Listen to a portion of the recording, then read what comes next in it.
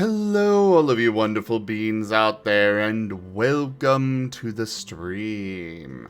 I am Razim, and this is Agents of Reflection Scar, Episode 1, Beneath the Surface. This is one of our tabletop RPG campaigns being run with our custom Scar system, or Stories and Creatures in Alternate Realities. The system is available in open playtest on our Discord or over on itch.io. This particular campaign is a brand new one being run with Digimon. So we're going to go ahead and get started with introductions, beginning with Matteo. Hey guys, I'm Matirasu, and I'm going to be the storyteller for this campaign.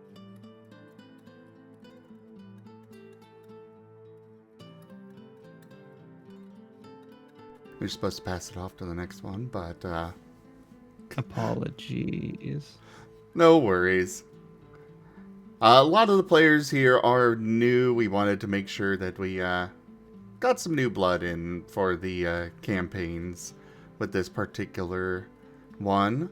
But I am Razim, and I am playing as Cashel, the Shadow Metal type Kudamon. Off to you, David. Hello, I am Merl, and I am playing David, the basic type Gaomon. Off to Hyro. Hello, I'm Ren, playing Hyro the Renamon, light and shadow type. On to you, Sammy. Hi, my name is Gabby, or Gab, and I'll be playing Sammy, the Windfire type Biomon. And it's off to you, Wyatt. Hello, I am Azure, and I'll be playing Wyatt, the electric metal type Pulsemon. And as this is the first session, we will not have recap. Though after the beginning art scroll is done, we already have fan art to share. So we'll be bringing that up.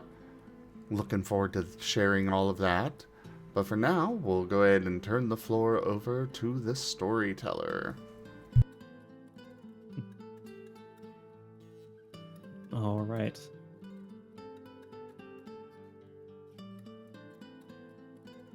Recruits, you have worked long and hard for this opportunity. Whether you sought Mirror Pool out yourself or were found by one of their agents after some misadventure of yours, you found your way through training camp. You found your way through to Mirror Pool HQ, and you have performed the near impossible feat of being accepted as one of their agents. Before you stands a large steel door. You're surrounded by heavily armed guards as the hydraulic pistons pull giant iron bars backward, relieving the door of its pressure one by one. As soon as the last bar comes loose, there's a faint hiss, an exchange of air between this room and the one you are about to enter.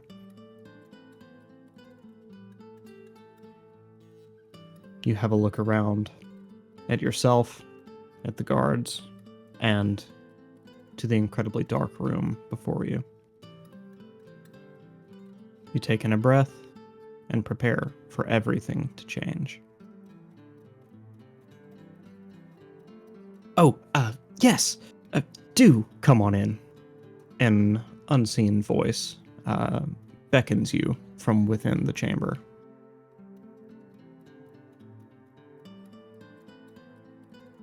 How do you proceed?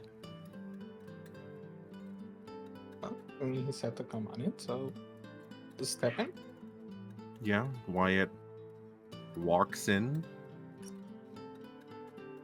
David will try to see if his eyes can adjust, but will proceed. Hyro will proceed like everybody else. Cashel strides on in. No sooner have you crossed the threshold into the pitch dark room, then the door behind you slams shut, and you can hear each of the locks returning to their places. Oh, wonderful.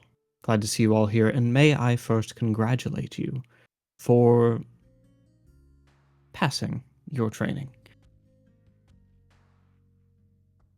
This is purely a formality. I'm sure you already know who I am, but just in case.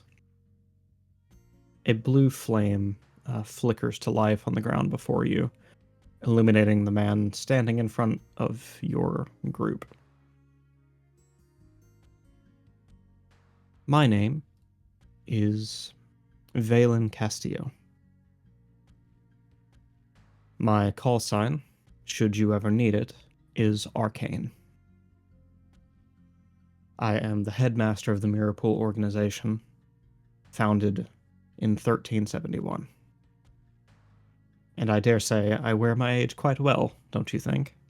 The man says, flourishing his surprisingly youthful-looking frame, before waving a hand and saying, but enough with my vanity. You've come because it's time for everything to change, yes? You're ready for your Mirapool. No. For your true self. Is this correct? He says, giving a glance over each of you. Yep. David will nod. Wyatt That is nods. correct. Cashel gives a nod.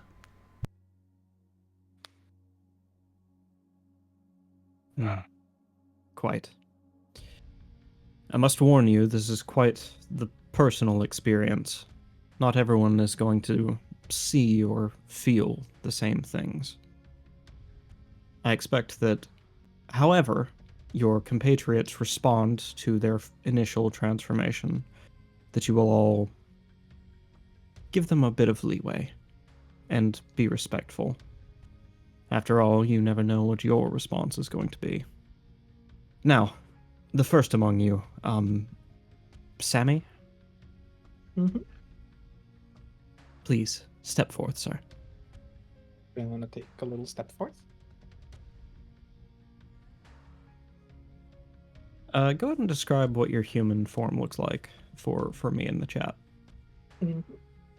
So Sammy's not too tall. He's just about 5'6". He's got little short, messy brown hair, and he's got nice, deep green eyes. And more than anything, right now he just kind of looks very relaxed. He's not really got a care in the world at the moment. In fact, he looks excited, if anything.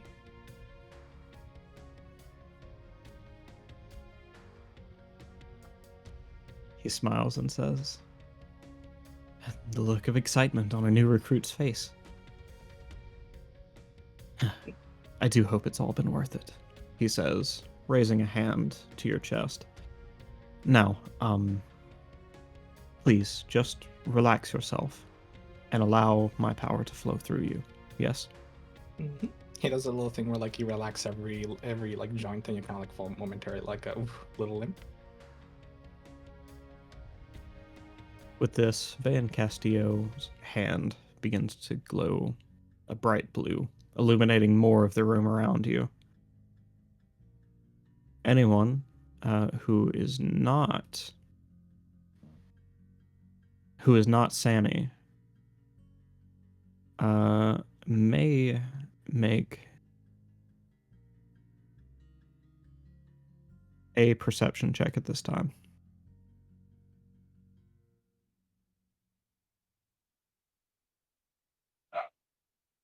Sorry, may roll perception. I don't know how we phrase it in Scar. Oh, you're good. Yeah. Perception check is fine. Okay.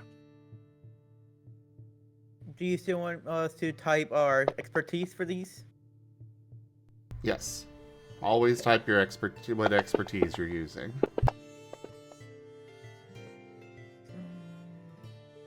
True.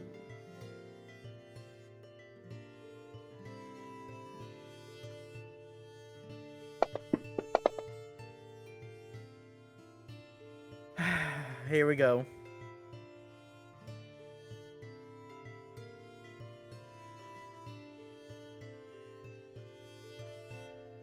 Sorry, sorting through my many tabs and windows to figure out where the heck I put my sheet. You know what? Slight interruption while I do that. Let's bring up fan art. Oh, goody.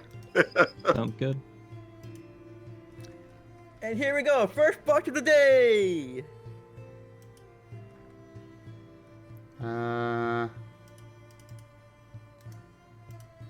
think it's the player, and I'm sorry. Here y'all go, fan art from Raijin. Oh my god. Wow.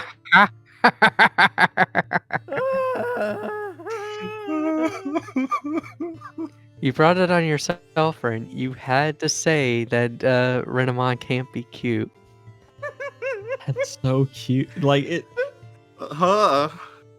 Raija took it as a challenge, apparently. Yet it is Yep. absolutely adorable.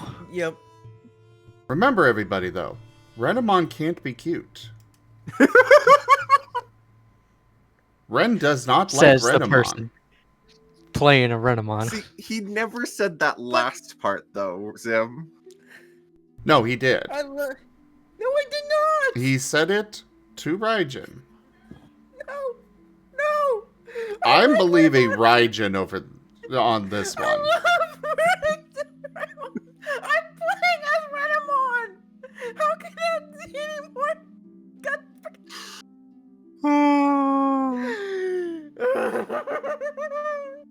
And we have another piece of fan art as well. Oh no. This one's from Ido. What? Ooh.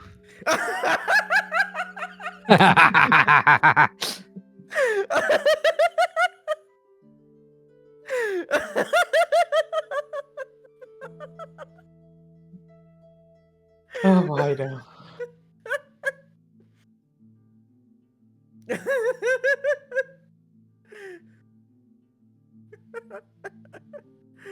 Ah. You have only yourself to blame.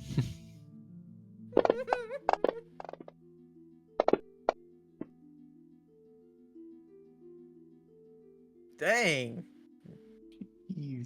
Nice.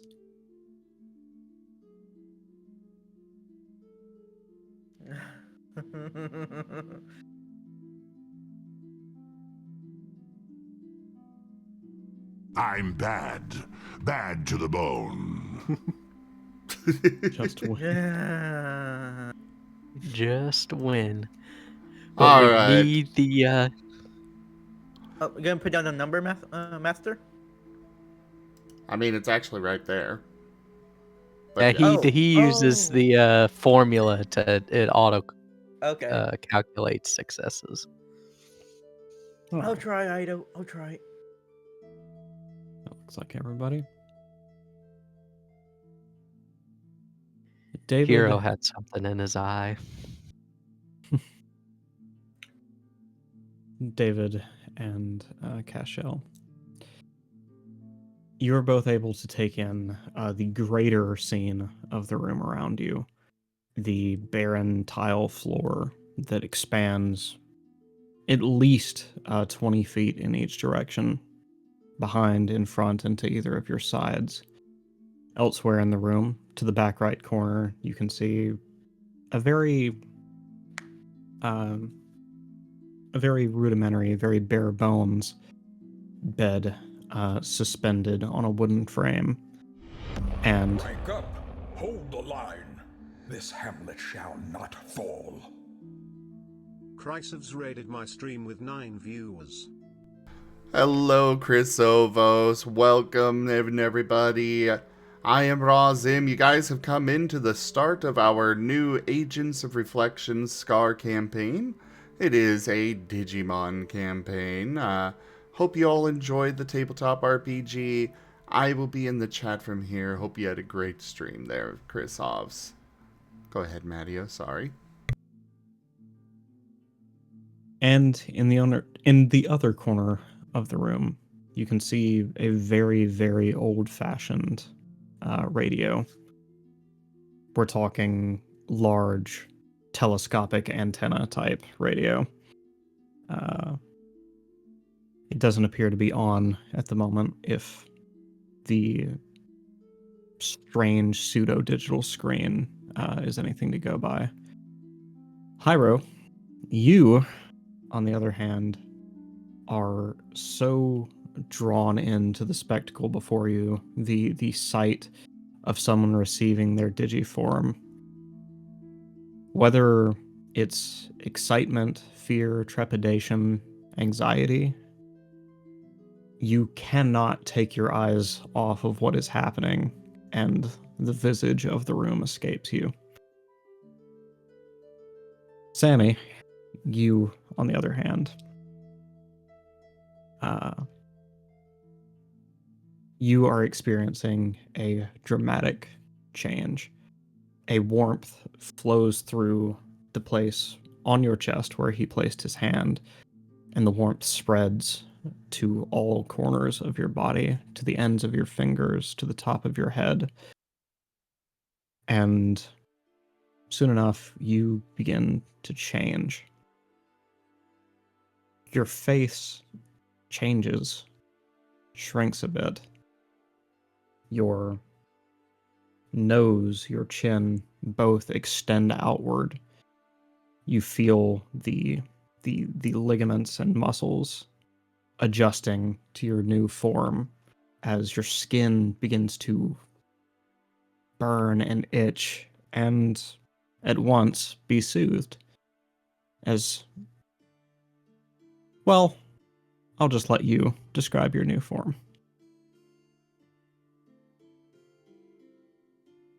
As excuse me, as Sammy is experiencing the overwhelming sensations, pink feathers start to prickle out from the skin and appear all over his body.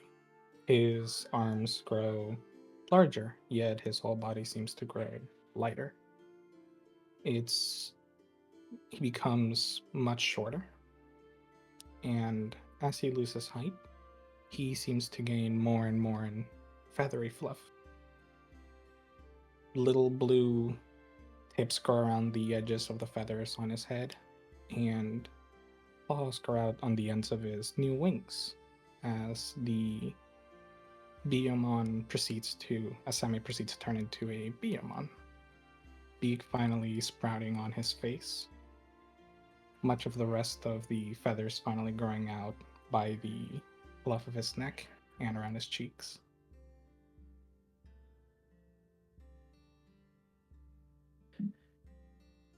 Castillo will take a step back after your transformation is complete, only breaking the silence to ask you, how do you feel?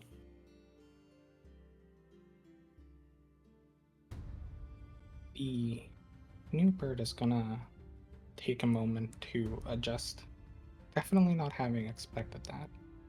He's gonna look down at his new wings, gonna give his claws a little shake, one by one, like testing them. He's gonna then look at Castillo. Honestly, I feel much less heavier than before. It's like a weight has been lifted off my back, but not on my entire body.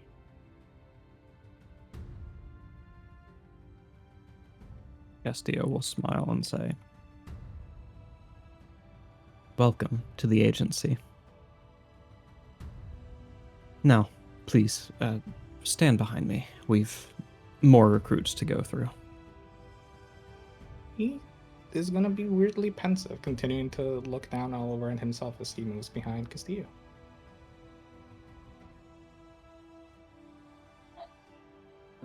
Up next, we have... He extends his finger in the direction of the group, letting it sway just a bit before finally firmly setting on David. You, David, come forward. David tentatively comes forward. You are ready to receive your new form? Yes, sir. Very well. He, again, just as he did with Sammy, will press his hand, his open palm, to your chest. The aura will begin to flow through you as the change begins. I'm not going to redo that description every time, Right. but what do you look like on the other side of it?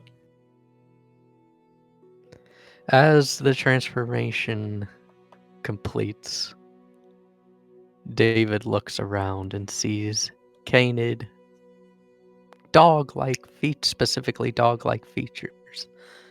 Blue puppy dog ears, bright green eyes, a pronounced snout where his face once was.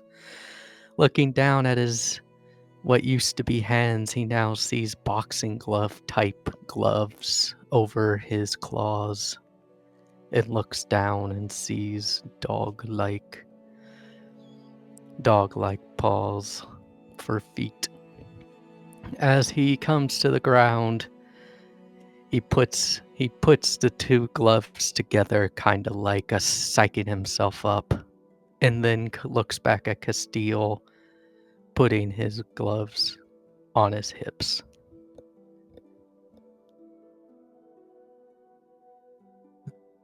I've always wondered the function of those gloves.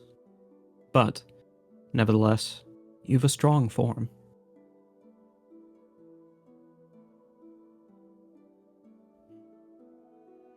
Please, Thank you, sir. please, join up with Sammy. Yes, sir. And David will proceed behind Castillo to where Sammy is. Come now, Wyatt. It's your turn. Very well, Wyatt says as he steps up.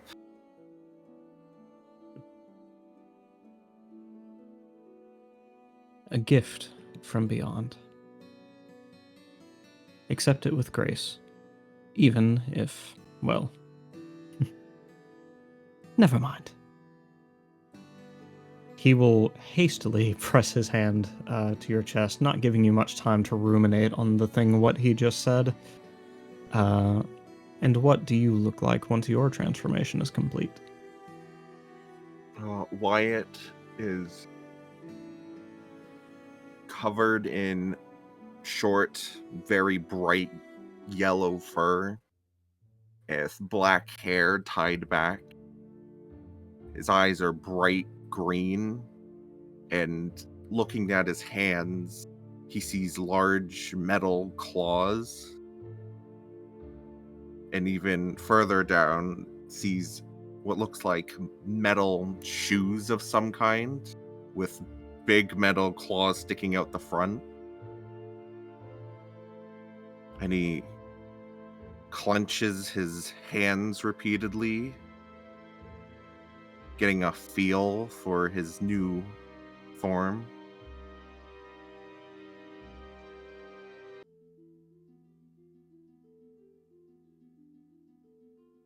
Very dangerous looking form. You're almost unique in that sense. But we haven't the time to dilly-dally. Cashel, please. He will step forward and stand at attention. Hands clasped behind his back. Have you been in such a service before, Cashel?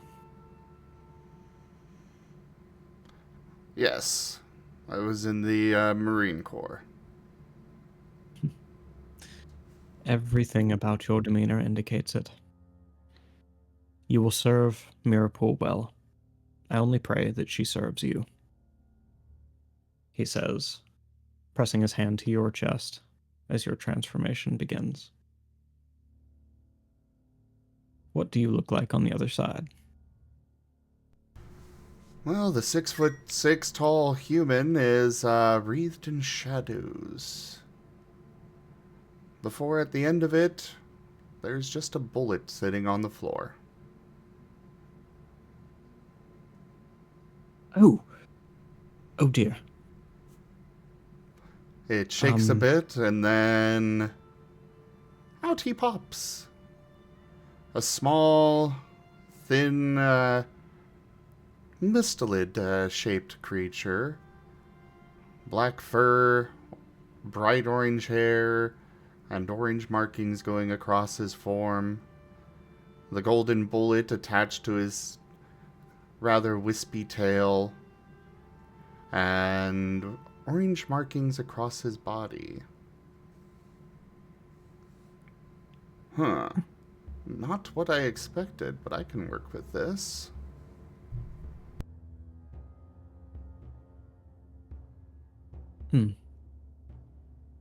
I do hope that you settle in well with your true self. It would be quite unfortunate if this blessing seemed to be more of a curse by the end of the day. Anyhow, Hyro, please. Yes, sir. As he steps up.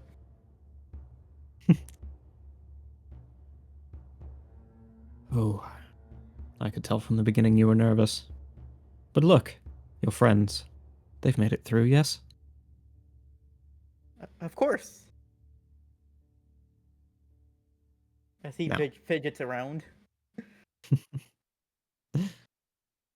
Chin up. Try to look me in the eye. It'll make all of this easier. Yes, sir. As he just starts to stare forward at him. Good. Now stand still. This is going to hurt a lot, he said, placing his hand on your chest, and he was not lying. What do you look like on the other side? He has light purple fur all around him, with yin-yang symbols on his thighs. Sleeves covering his arms. Purple sleeves. No, sorry. Gray sleeves covering his arms. With two thick fingers and a thumb at the end of it. A cone-shaped muzzle formed around his head, with white chest fur on his main body, with a long fox-like tail behind him. His feet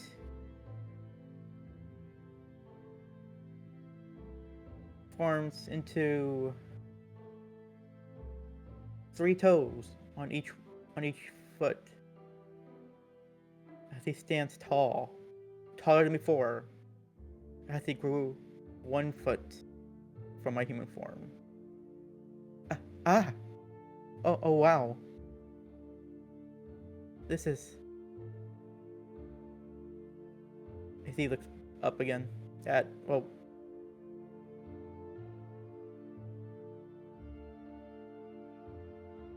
Castillo tall- will give you...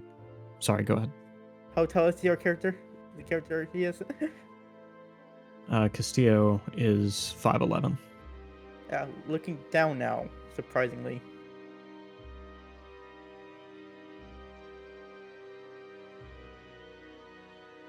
Look at you.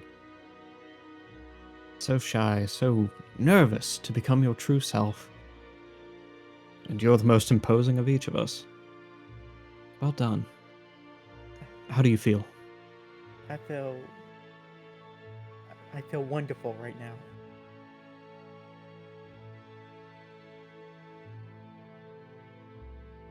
Castillo almost shows a bit of concern as you say that. His eyebrow draws in a bit. But whatever he was thinking, he quickly shakes his head and says, "Now, one last thing that is very important for you all to know. While I will always posit that the version of yourself that you exist as now is your true self, as intended for you by... well, you've no need to hear all that yet.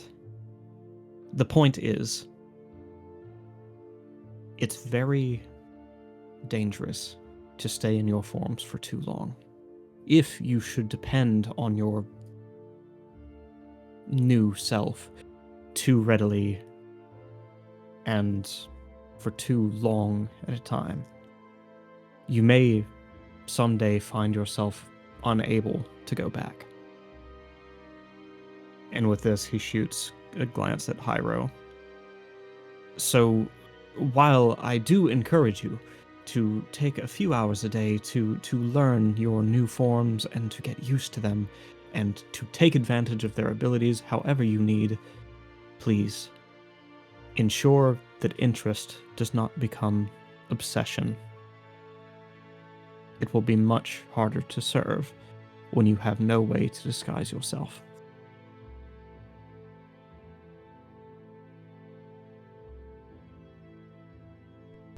In that case, how would we go about turning back? It's very simple. Close your eyes and envision yourself. Most people have great luck imagining themselves the last time they looked into a mirror and saw their human form. When your eyes open, you will have returned to your old self.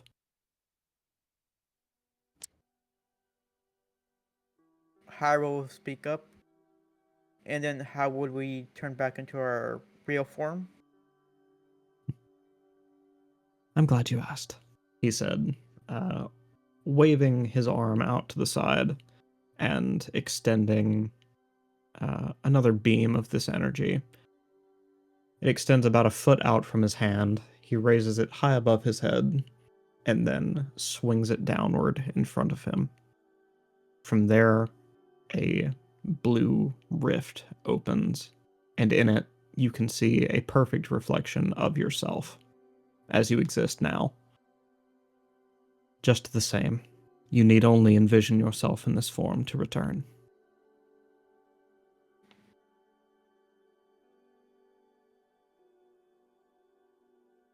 Hyro Oh. nods.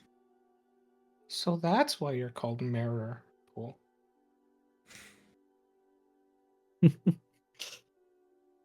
Cashel It's- just face pause.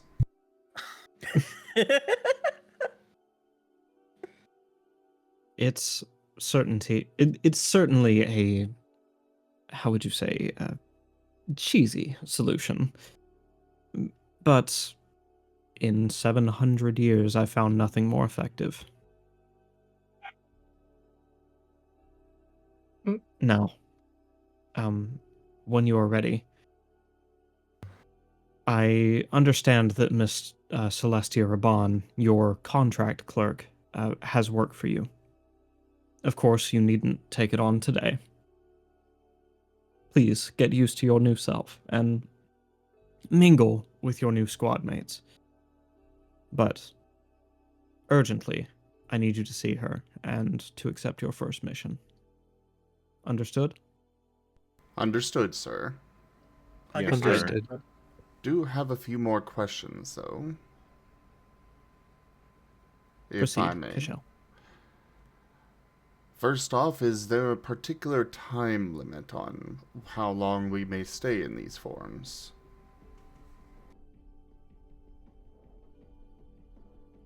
It's not universally agreed upon how long it takes for the permanent transformation to take place, but it happens frequently to those who sleep in their forms for multiple days at a time.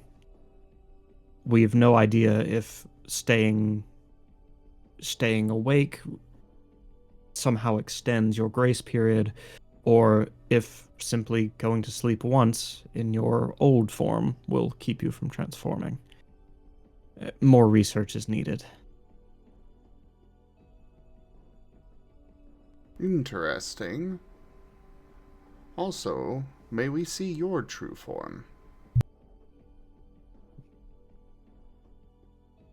My apologies. Celestia Raban forbids that I use my form willy-nilly.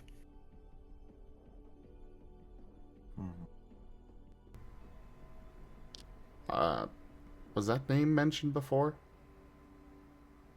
The contract clerk he Okay. told you to go see. Yeah. I am really bad at names, so it was like, wait, that sounds familiar, but is she the one in charge? As I Well, understood it, you were the head.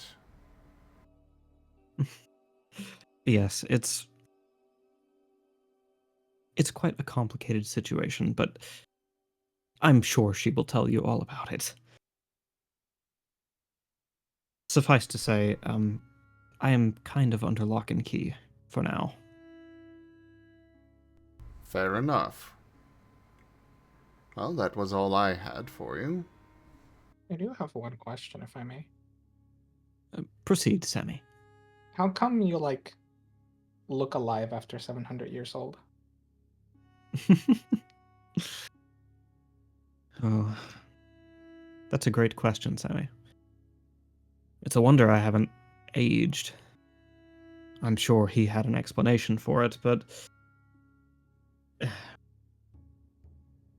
I don't suppose it matters, does it? I'm perfectly capable of gifting my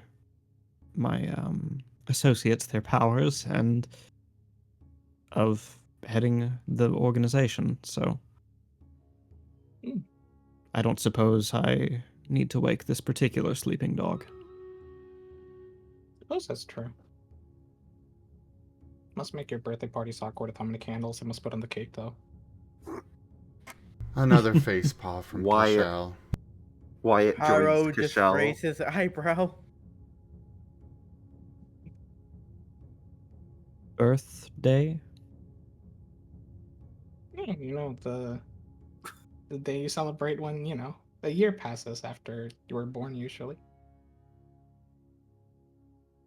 He pauses, presses a thumb to his chin, and says,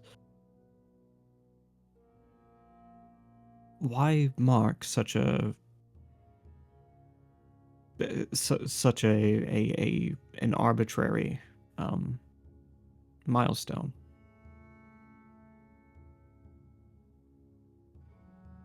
Sammy.exe momentarily stops working. Oh, thank God. After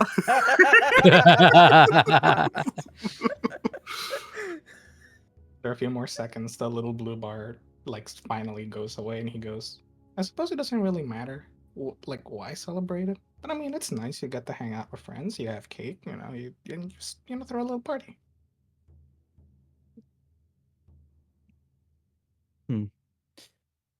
I should do more research into this birthday party. Anyways, did you have any, let us say, service critical questions for me? Mm-mm. He'll take a glance at Hyro, then David, then Wyatt. David seems to be lost in thought. Wyatt is still staring at his new hand. Hyro does raise his hand. Paul.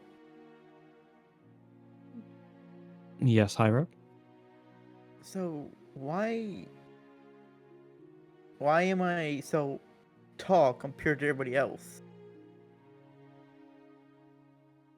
It is merely the form that you were given. Your true self, as I call it. To be honest, I did not know what you would look like any more than you did. And for what it's worth, you do have a familiar form. I'm sure there are many in the agency who can teach you about your new self. Huh. That is Hyro nods. actually a good question. Are there others like the rest of us that may be able to give us training? In most cases, yes. Though there do appear to be new species, or I don't know how we should refer to them in this case. Let's just call them species. There do be new species all the time, but for the most part, all of you should be able to receive training from somebody we have at Mirapool. And in rare cases, we might even have someone who shares your form.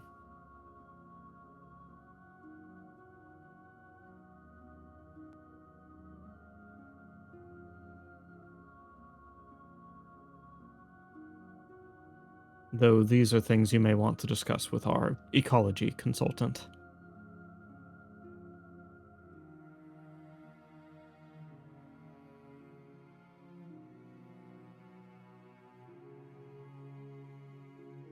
Hiro has nothing else to ask. Same for Cashel. Who's the ecology consultant, just in case?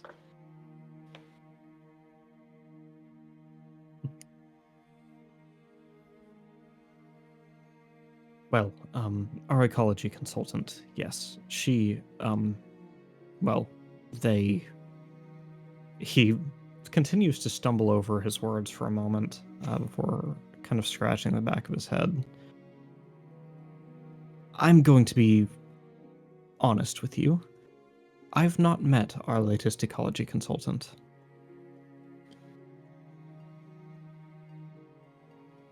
Well, we'll probably be able to find him. It's alright, thank you. You're very welcome, he says with a nod. In that case, I suppose we will be heading off. Thank you, sir. Thank you. Thank you very much. Of course. Thank you. Thank But, you, sir. no need to use that terribly brash door. I hate to hear it slam, you see. He waves the beam of energy around once more before slinging it down in front of him and opening, this time, a much larger rift to the living area of Mirapool HQ. There. Much more comfortable, much more convenient. And you can grab a bite to eat on your way out. Thank you for visiting me. Truly. A quick nod, and he's gonna go up to the rift and see if he can just walk through it. That you can. And you find yourself unharmed on the other side in the living space. And David will follow suit. Cashel will float after. Wyatt will hop through. Hiro walks right behind the others, still looking at his new hands while doing so. And before the next scene, more fan art. Already? dear. Awesome. Yes! Yes, no. Oh. From Ido.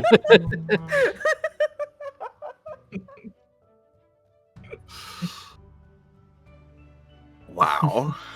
Haida was just waiting to draw that. Yes. Literally, he said that he was waiting 2 weeks to draw a scene from the non-canon auditions. He was waiting for our Digimon forms. I'm very glad that that left such an impression. And thank you, Ido.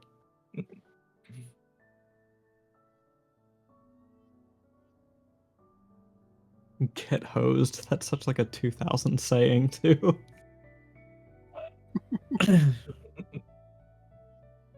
It does.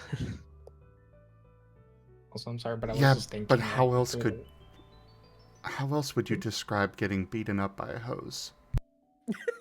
Oh, I wasn't criticizing. I'm very happy for something that reminds me of my childhood. Get squirted on. Gabby, no. Jesus Christ, Dear. Gabby. Are we past the 15-minute mark? Thankfully, yes.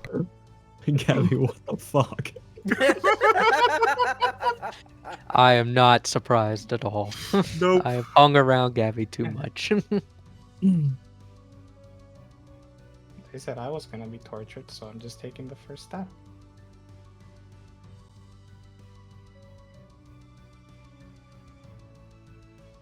All right. Now that you've left Castillo's chambers, you are back on the second tier of Mirapool HQ. From here, you can access the mess hall, your own dorms, or the prison if you feel you have any need to do that. Where will the group head from here?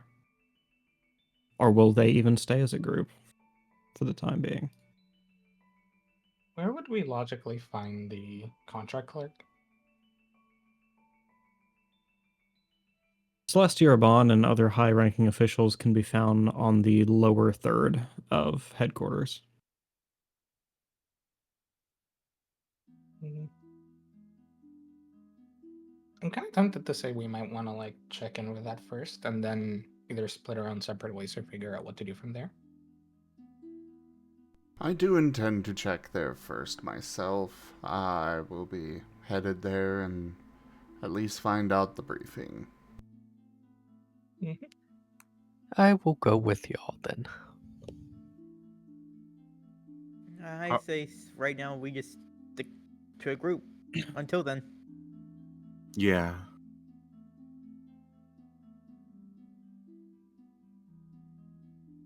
Yep. So we're on agreement? Yep. Sounds Seems like it. so. All right. Let's go. And he's gonna start like doing steppies towards a lower third.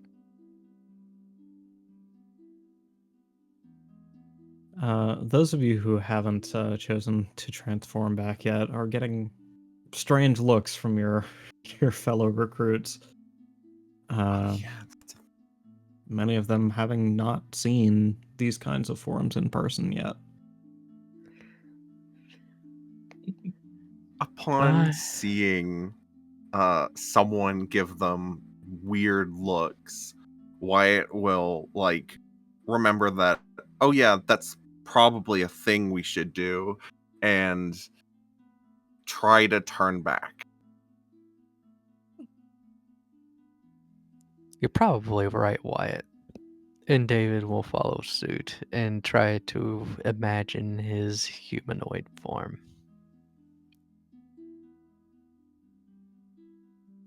As you try to return to your humanoid form, you're not sure if it worked straight away. Once your eyes closed and you began to imagine your old self, you felt nothing at all. But those around you did see, remarkably quickly, your digiform be enveloped in light and slowly reassemble your human form. I know I should have asked this earlier, but I hope they get their clothes back. Oh no. Don't say that. Why did you put that in the ether? Yes, they do. Oh, thank goodness. Why would you even try to speak that into existence? Matteo is a much kinder storyteller than I am. Yeah, like for the briefest second, there was Yeah, an internal DM conflict of what would be funnier. Yeah, Zim I be knew what like, I knew what would oh be yeah, funny, y'all but- all be stark naked. I knew what would be funny. It would just be quite hard to solve right now. I mean, And you would- the best way to solve it is go back to Digimon farm right now, and find clothes. Hey, actually, fair enough. No, wait. Anyways. Enough imagining naked Hyro. wait, naked Hyrule! I didn't. You're the one that brought it up, so clearly we're thinking about it. No, it just popped in my mind. I just thought about it. Ren, sometimes you really need to think before you speak. Yes, some thoughts should be kept on the inside.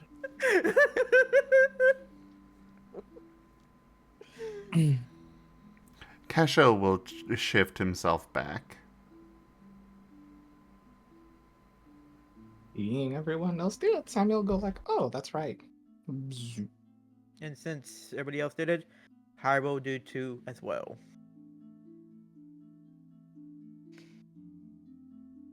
People will kind of stop looking your way after you cease being Digimon.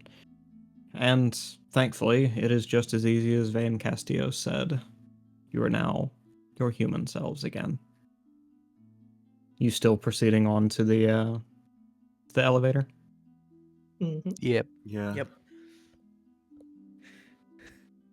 David looking at his hands again, just lost in thought still.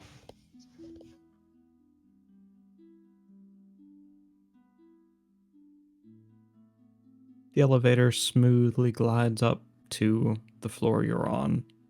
The doors open promptly, prepared to receive all of you. Kesho will lead the way. Let's go. Now, And- Sammy, you're over your elevator phobia, correct? It's not a phobia. They're just weird. Whatever you say. And David will enter the elevator. Don't follow suit. Wyatt goes in, leans against a wall. And Hyrule will follow and be the last one to enter. As soon as you're on the elevator, the door closes and it begins to smoothly glide down towards the third tier. The door opens once more, and there you stand in the middle of a very busy office space, around which move several of the people who work clerical jobs in this place.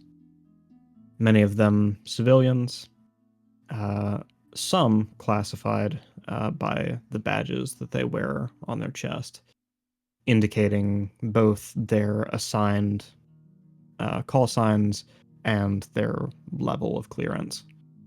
But, no matter, you're looking for someone in particular. How do you go about finding her?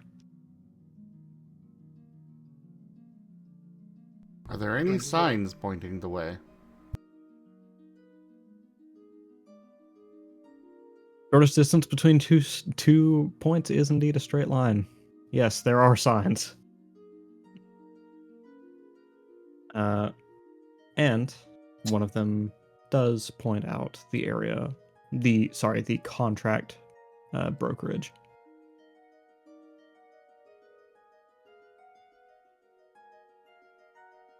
This is where you imagine Raban will be working today.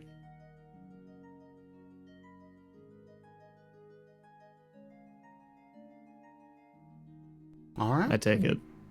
Who? I was about to say, I take it as read that you... Yeah, okay. Yeah.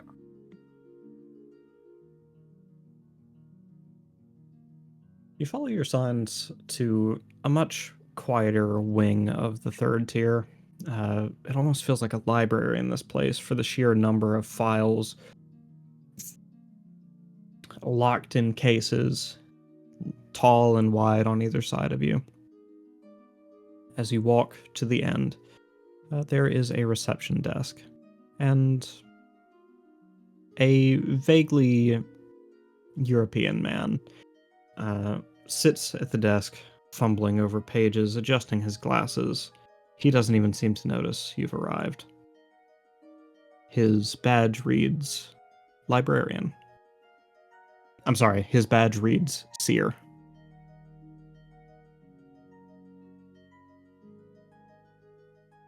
Hey, excuse me. Do you know where Celestia Bon is?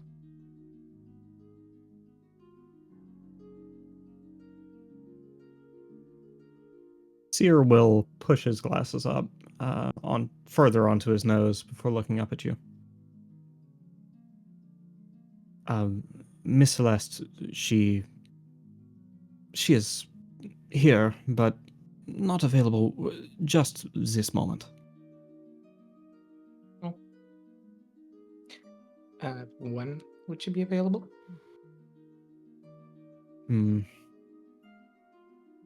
Let's see. So yes, the strategy meeting at 2:30. The roster updates at 4:30. Between then, she's certainly going to want to get some kind of lunch, and from there, she's going to be heading to the mess hall at 6:30 for a meeting with her associates. And he keeps going on this tangent for some time. By the time you realize he may not be stopping, he's already talking about the events of noon tomorrow. Cashel is going to hold up a hand. We were told to come and get briefing from them. Oh, sorry. Why did you not merely say so? Please, come inside, he says, standing, approaching an office door behind him and opening it. Miss Ribbon, you'll need to pardon me for the interruption, but we have the guests. Oh, let them in, Ribbon says. An old, and I do mean rather aged, lady sits behind a mahogany desk, her head in her hands. It's been a long day. Mahogany. Wait, Oh, mahogany. Sorry, I am legally contract obligated to say that every time.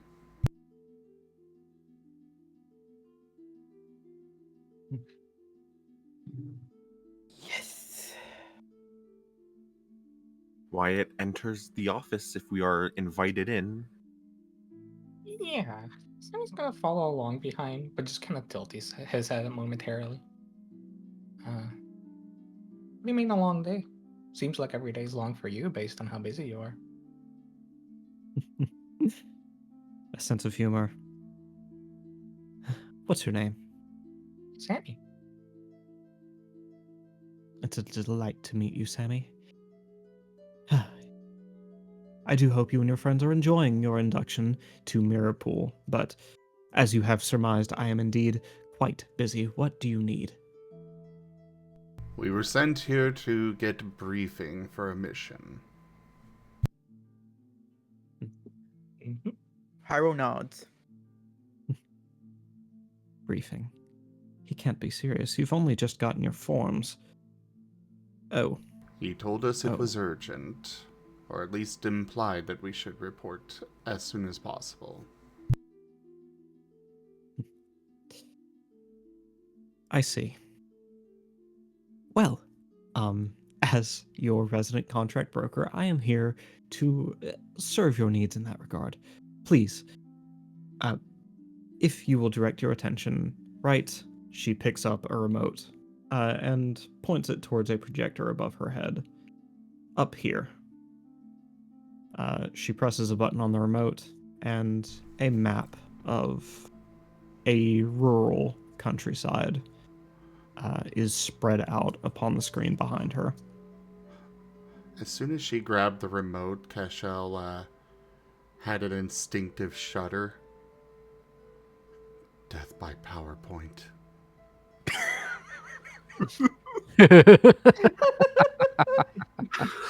Hyro just give a quick glance at Cashel. Are you okay? Yes, I'm fine. Yeah, Are there- really. Are there Alright. chairs in the office? There are. There are two of them on your side of the desk. Cashel one will else remain does. standing, hands clasped behind his back. David will elect to stand. If no one else sits, Wyatt will take a seat, arms and legs crossed. Yeah, I'm taking the other chair. Hyro will stand then. Doesn't mind either way. Sammy has bouncy leg.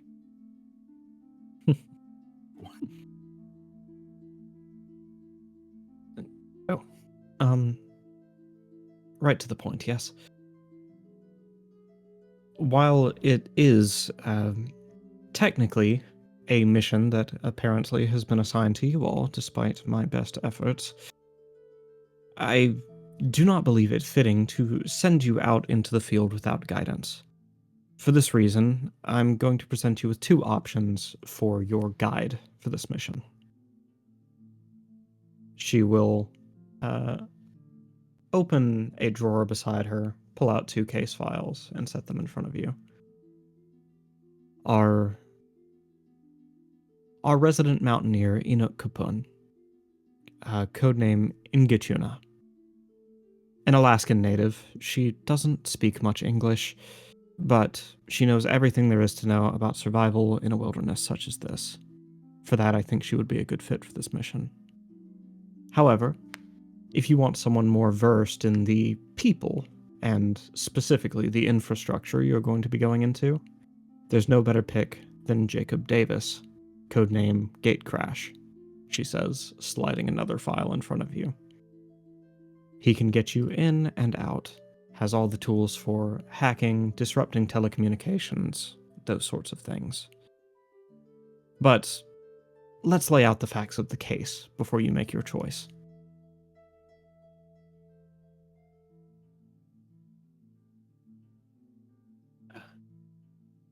Noted, Zim. A very fitting nickname, I think. Yes. Raban turns towards the projector and says, so, here we have a case of anomalous weather out in the British countryside. Thankfully, not somewhere too well inhabited. We imagine there are going to be very, very few affected peoples, and relatively few witnesses. Still, it's our mission to secure the area, to contain or eliminate any potential threats, and to close whatever rift they have entered through. Understood? Understood. Yes, sir. What kind of anomalous weather? And Hyro raises his hand. Celestia is going to narrow her eyes at you, Kashel. I'm sorry, what did you say?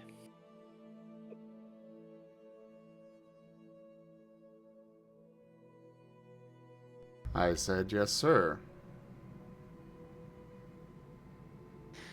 Chriselle is from the military, has a Yes, military yes, sir. background. Regardless of gender, sir is the affirmative. Regardless, ma'am. Hmm. It is the case. Seems that more than one of you has a sense of humor. Perhaps your time in the field will wear that out of you. Anyways, It was not an attempt at humor.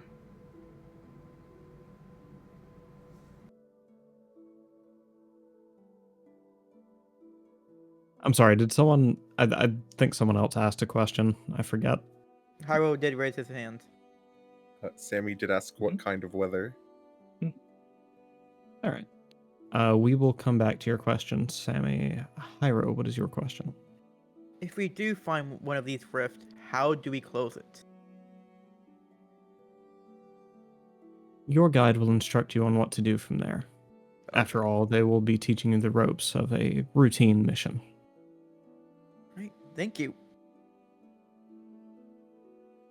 And besides, I'm certainly no expert in the tools you'll need to use to do that. So, apologies. Hyro just waved his hand. It's no worries. I just want to make sure we know all that we need to know. Yes. Well, as for your question, Sammy, was it? Mhm. The particular weather we've seen as of late, it's a bit unusual. You see, the area being a relative a relatively temperate rainforest set in the foothills of a mountain range, is known for its temperate weather, tornadoes and the like. However, she changes to the next slide on her PowerPoint presentation. We are not used to seeing flames erupting in gigantic cones to develop tornadoes, she says, looking at a ravaged landscape with one such tornado tearing through it. Hyrule just tilts his head looking at that. And David is thinking. Are these forming with or without the accompanying like storm weather? Are we seeing like cumulonimbus cloud formations that might be causing this, or is it just out of nowhere happening on a sunny day?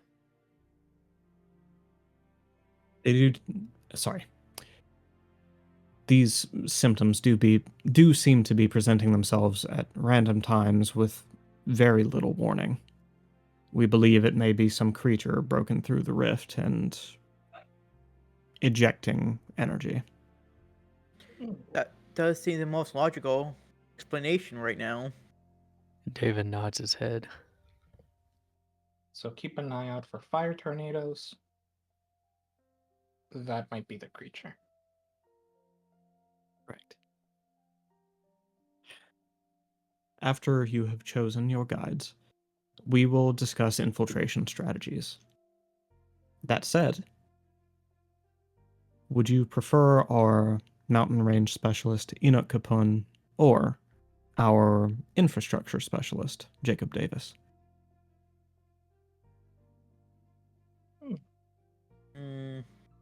Do we have any idea of where the rift may be? The location of the rift is unfortunately unknown at this time. However, assuming that whatever has breached it is wandering randomly, we have a pretty good guess. She moves on to the next slide on her little projection. We'll be wanting to get you into the town of God, why did I have to impromptu this of all things?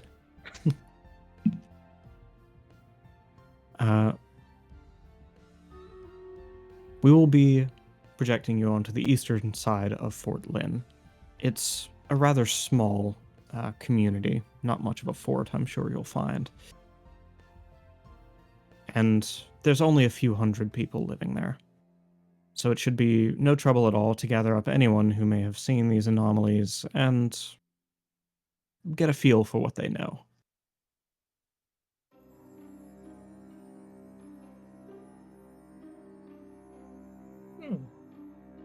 In that case, I don't know, but I kind of think the Mountaineer guide might sound more useful. If it's a small town, I don't imagine we'll be dealing a lot with a lot of people or need a lot of technical magicicisms. So we might be able to get better use out of, if we have to run out into the wild to chase after whatever it is we're chasing after, a survival expert. I might even learn more from them. I can concur with Sammy that the Mountaineer might be the better option.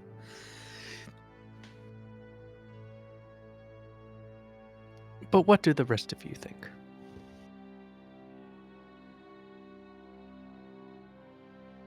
I worry about communication if she doesn't know a lot of English.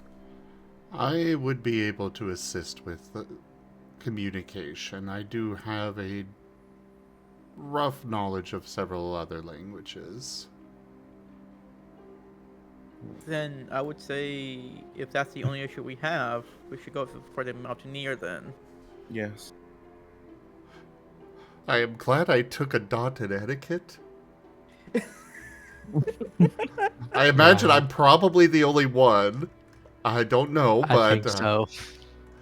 I was gonna, and then I put another dot into survival. So I have to. For the record, etiquette is the skill associated with languages. Yeah, David's a dunce when it comes to languages outside of English. Yep, don't have any etiquette, so I yeah. had one in etiquette. I moved it. Same. So, yeah, I'm the only one with etiquette in this Yep. party. Welcome, party face. I mean, I do also have Oh. persuasion, presence, and deception, so I do have all of the social skills with at least one dot. Okay, I don't have persuasion. I have presence. I don't have any of those. So yeah, apparently I am the party face. The real reason Ren was nervous was, the real reason Pyro was nervous was not because he was going to be turning into his real form. It was because he had approached someone.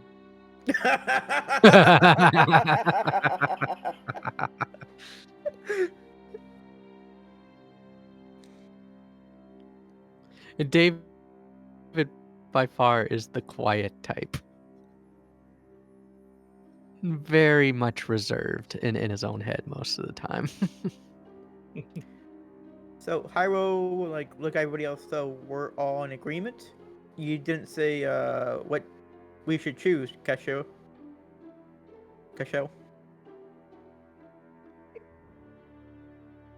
I believe the Mountaineer expert would probably be the best in this situation, yes. So we're on agreement then. Yeah. Mm-hmm.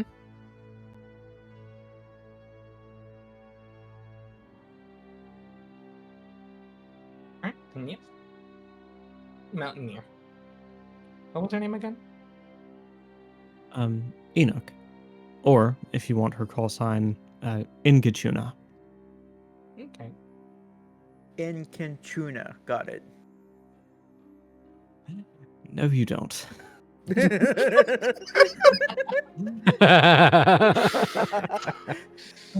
a I mean- reason Wyatt isn't even trying.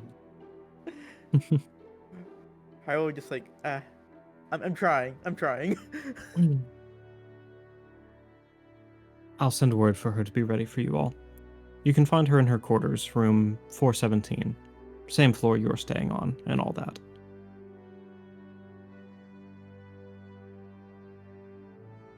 Back up the elevator then. Unless we have any more for the briefing. Is there anything else that we need to know? Not at this time. Thank you for listening so astutely, she says, casting a glance at Cashel. Is that a problem? No, sir. I just pray that your first mission goes well. What's the worst that could happen? Don't. Why Hyro did just you say glanced that? at Sammy, giving you the really look right Wyatt gives you a very dirty look.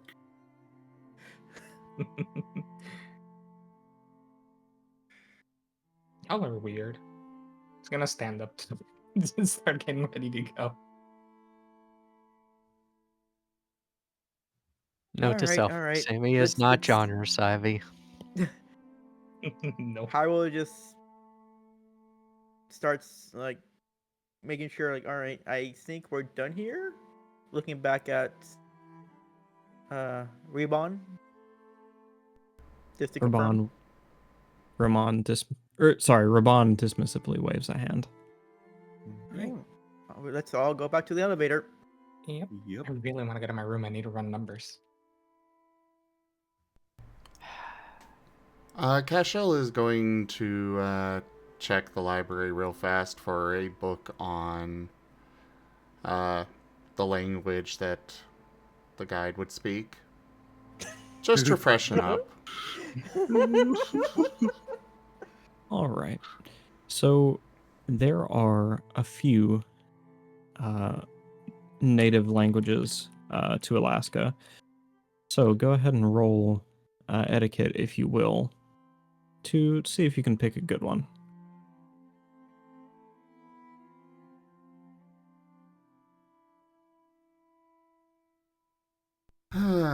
gonna go with logic, mind, logic, and etiquette.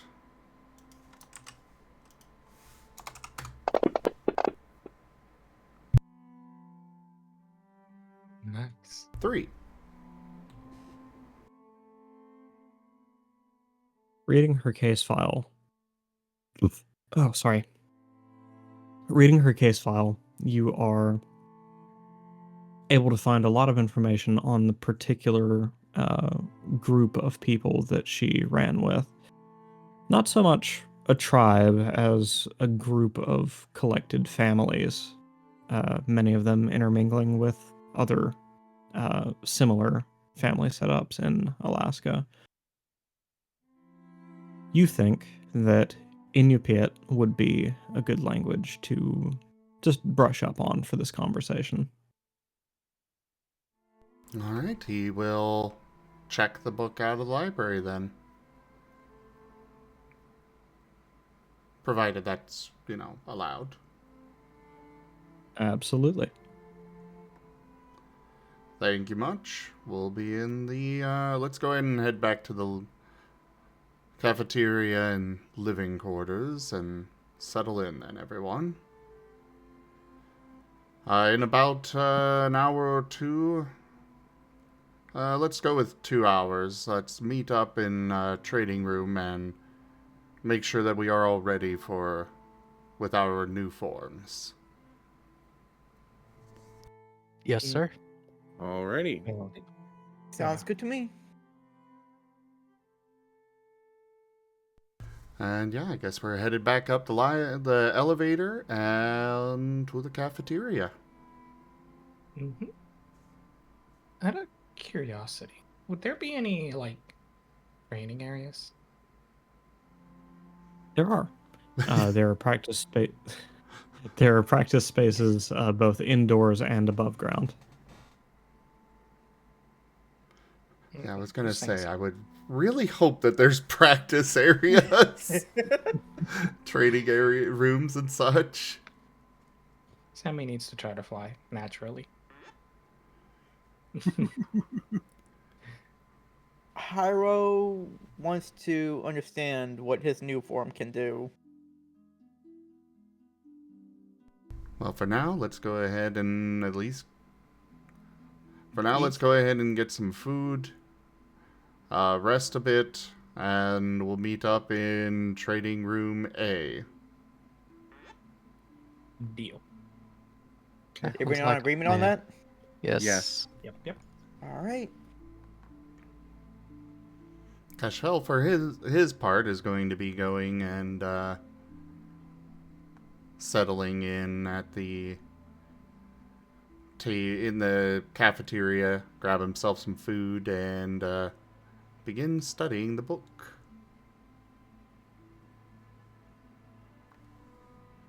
All right. We know Kashel's whereabouts. David, what are you getting up to? David's going to be going to the cafeteria as well. He's hungry, so he's going to grab some food and probably go over the case file. All right. Hyro, are you following suit or finding something else to do? Food first, because energy. But after that, I will be going to a practice room or training room to understand my new form after that.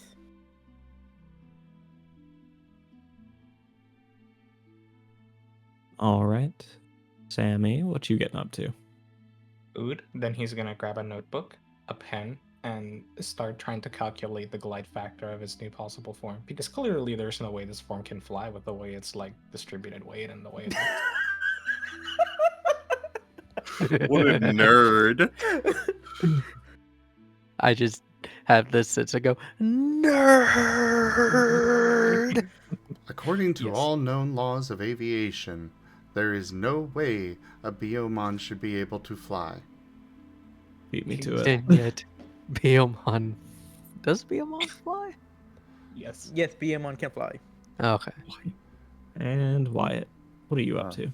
Wyatt's, of course, gonna grab some food, eat it, and then probably go back to his quarters to like breathe and get away from like people and stuff, and just collect himself. All right. Since we've got a minute where we're all together or well, presumably all together, but definitely all eating. Do you guys mind if I open you up to some open RP for a moment? Sure. I will explain in the text chat. Sure. All right, and we've got some fan art already. Oh, no. come on! Or some more fan art, rather. Thank you, Ido. PowerPoint trauma. Wow.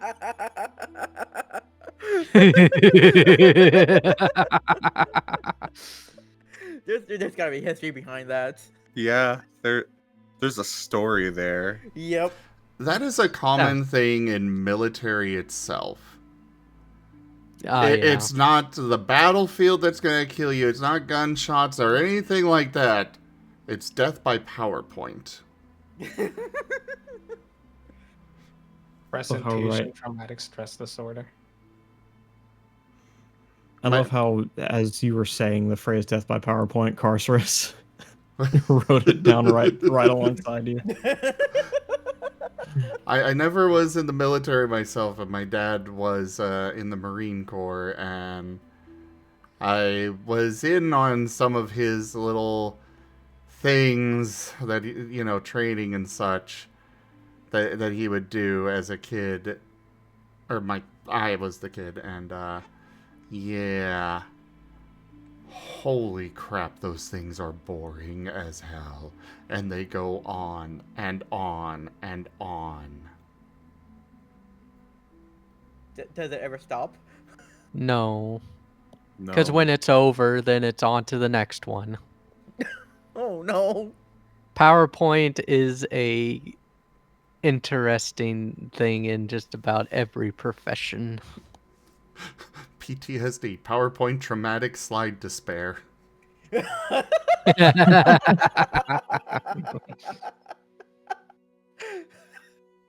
You beat me to it. Good job. Dab. So, since we're having a little break right here, my computer is ready to be picked up. Yay! Yay. Nice. So I can have a computer back tomorrow. Oh, thank God.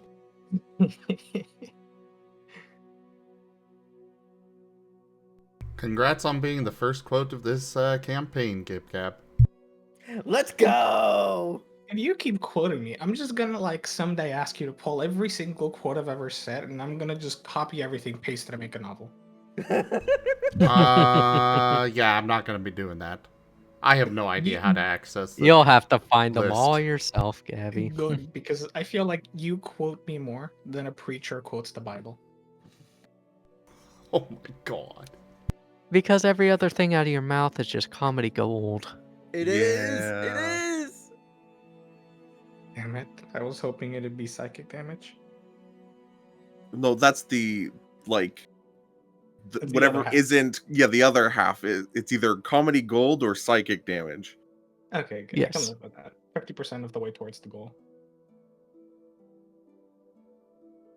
Or both. Sometimes it's both. They call me an illithid the way I psychic damage everyone.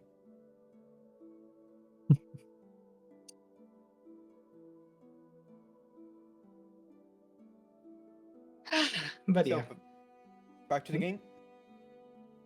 Yeah, we're in Yeah. open roleplay, so Up in roleplay, so We the can- sky is the limit.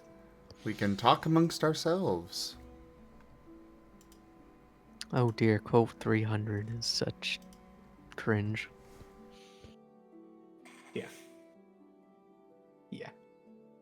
But yeah, David will be eating my pipe and just reading over the file and being like, yeah. Oh dear. For having written an excessive amount of math, Sammy finally seems satisfied. Is gonna like scoot over closer to David, peek over the case file, then look at David. You think you can take off your gloves in your Digimon form?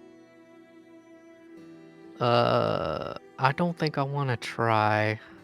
It sounds like that could be painful. Hyrule peeks into their conversation. How would that be painful? Yeah. Well, if they are attached to him and actually part of his body, then, well, that's how it would be painful. David gives the point to Kashiel. It's like, yes.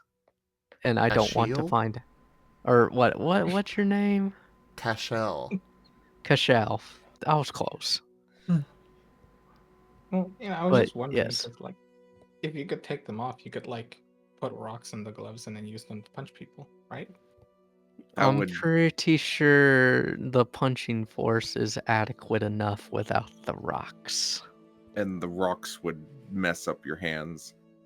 That might be true. I don't know. Just like, well, you look small, so I don't know. Like, maybe you punch hard. You don't look I'm like not much smaller than you.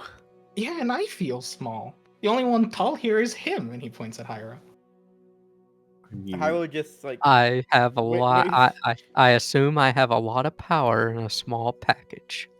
You think you all feel small? I'm about a foot long.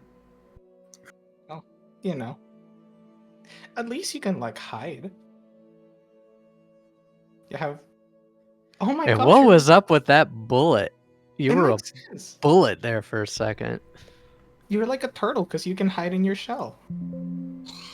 What? Thanks. I have an image of that now. Thank you.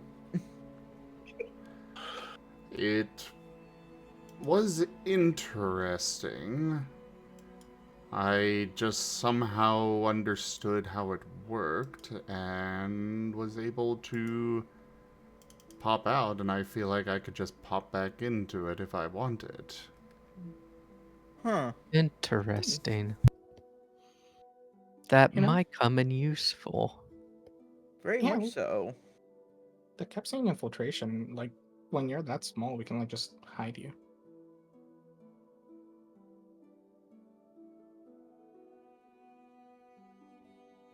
Hyrule peeks over and looks at Watt. You okay over there? Me? Yes. You're being a bit, quiet. I just want to make sure you're, being inclusive and all that. Oh, I'm just thinking. Well, Just the mission, all of this. I mean, It is a lot to take in. Yeah.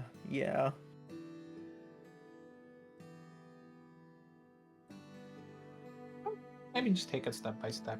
I'm not worried about the mission. I'm sure we'll have that covered. Right now, I think we should just worry about what we became. After all, that's the one thing we're going to be handling right now. We can handle the mission later. Yeah, and that's why after I'm gonna go to either the practice room or training room and try to understand how this new body works. As I said, we'll meet up there in about 2 hours. Yeah, because I just need to chill for a bit first. I believe it would be best if we went together, just in case of any accidents. Yeah. Harold tilts his head back and forth. I can see your point. Yeah, I mean, just imagine what would happen if, like, a shell gets stuck in the little shell, for example. That would be bad. Wait, can you repeat that again? Like, imagine if a shell gets stuck in the little bullet, like the shell. Oh, okay. Or, I guess if you hit the frame of a door.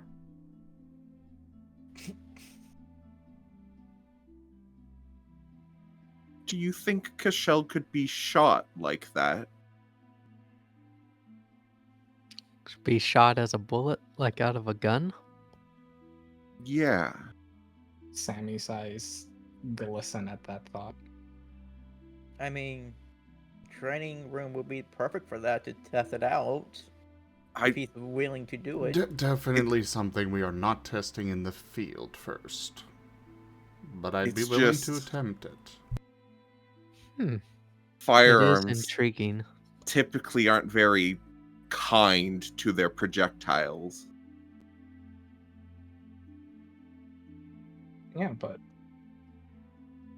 We I don't mean- know what our farms can take, though. That's Exactly. That's the That's thing. the whole point. Might as well try it out here, where if it doesn't work out so well, we have medical facilities. As opposed to in the field where we would have to perform field triage or take him into the village and see if a doctor can heal him. Considering how remote that village is, I doubt it would have adequate medical facilities for that. Exactly. I mean, do any of us know how to, fix someone? I unfortunately no. do not have any medical training, but it is something that I will probably be looking into here, considering certain people we seem to be teamed up with, as he looks directly at Sammy. Yeah, I don't think I know how to fix people either, so it might be good if you help. I don't have any medical training either. I was a PI before joining this organization. I also do not have any medical training. No. Oh dear. I mean, I can put a band-aid on someone. That's That's I not, don't think that's enough. Yeah. Yeah, but it keeps the blood in, and if the blood doesn't get out, that's good. With the type of mission we just heard from, I think it's gonna be much more than that. Well, I mean, if we get hit by a fire tornado, I mean, I don't know how much more we can do about it, I don't Heschel know is if you going can- to sigh. It seems David's just I gonna need to put a- get another book. He's just gonna put a hand on Sammy's shoulder and be like, sometimes it might just be better to not say anything. When would that be, though? Like now. Now would be one of those times where it might just be best to just stop talking. But I like talking. It's your funeral, man. Hyrule is not going to join in on this one.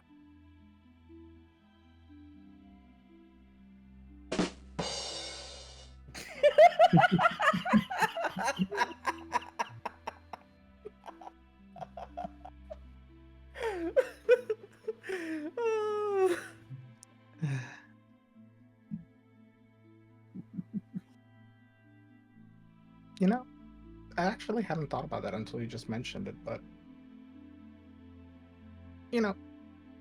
since it seemed like we might be headed into a riskier mission, right? I'd probably be fine, but you ever thought about what kind of music you'd want played at your funeral?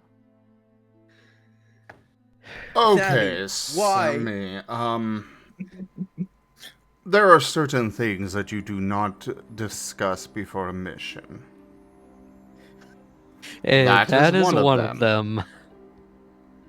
You also do not ask somebody to send a note off to a loved one or anything of that nature. You also do not ask, what's the worst that could happen? Why? It is bad luck.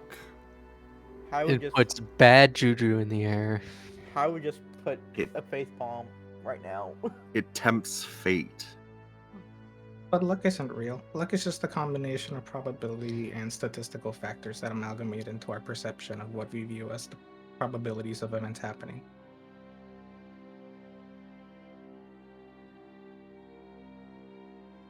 Again, remember, Sammy, there are some times where it's better to just not say anything.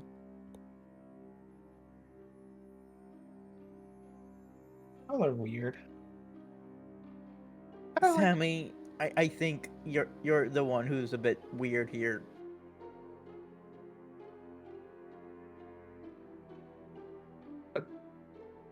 You're the only one who's that tall. I think all of us are weird in our own ways. Yes, we are all weird in our own ways. It's just Sammy's are really overt. All the party is bickering. A a rather heavily dressed young woman approaches. Her face mostly covered by the combination of the very dense beanie she is wearing and the scarf she has pulled up around her face. She gives a gentle wave to anyone who's paying enough attention to have noticed her. Oh, hello. You must be our guide. Yes. Enoch. Coupon. David will extend a hand. I'm David. Pleasure to meet you. Hi. Haro Hello. waves. Hello. David.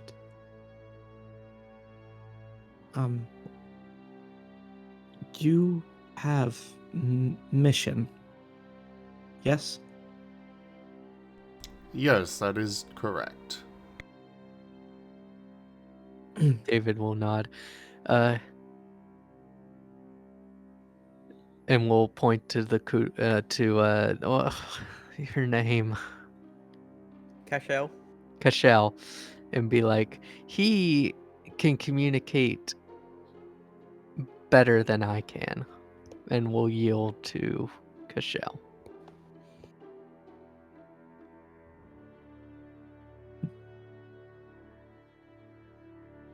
She'll turn to Cashel and tilt her head. I am not an expert, but I have studied a few different languages. I hope it will be enough to at least communicate better.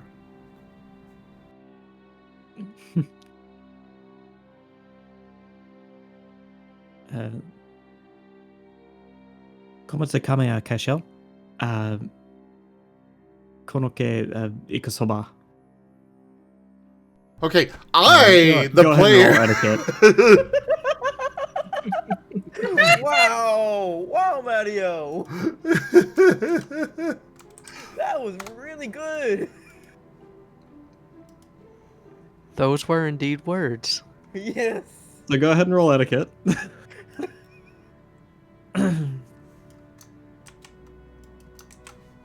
Was that real Inuit speak? No, not at all. Okay. It sounded like Spanish to me, but Из авокадо будешь со мной ругаться? It was pretty nonsense Spanish too. Oh, I'm no. gonna willpower that.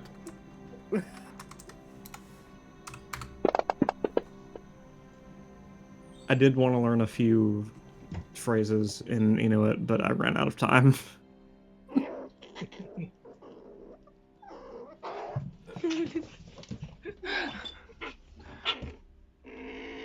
That our final roll, Cashel. Yeah, I'm gonna stick with it. Actually, I'll mind boost that. Okay. Or not mind, body.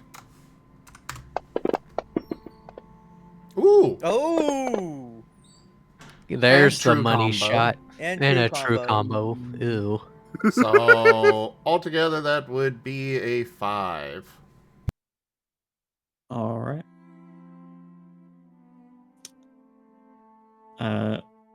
She has A, asked you for the case file, and B, has asked if you know which way you'd like to infiltrate first. And having caught her first bit of speaking in her native language, you feel like you can understand everything she says a little better now. Cool. He's gonna go ahead and hand over the case file.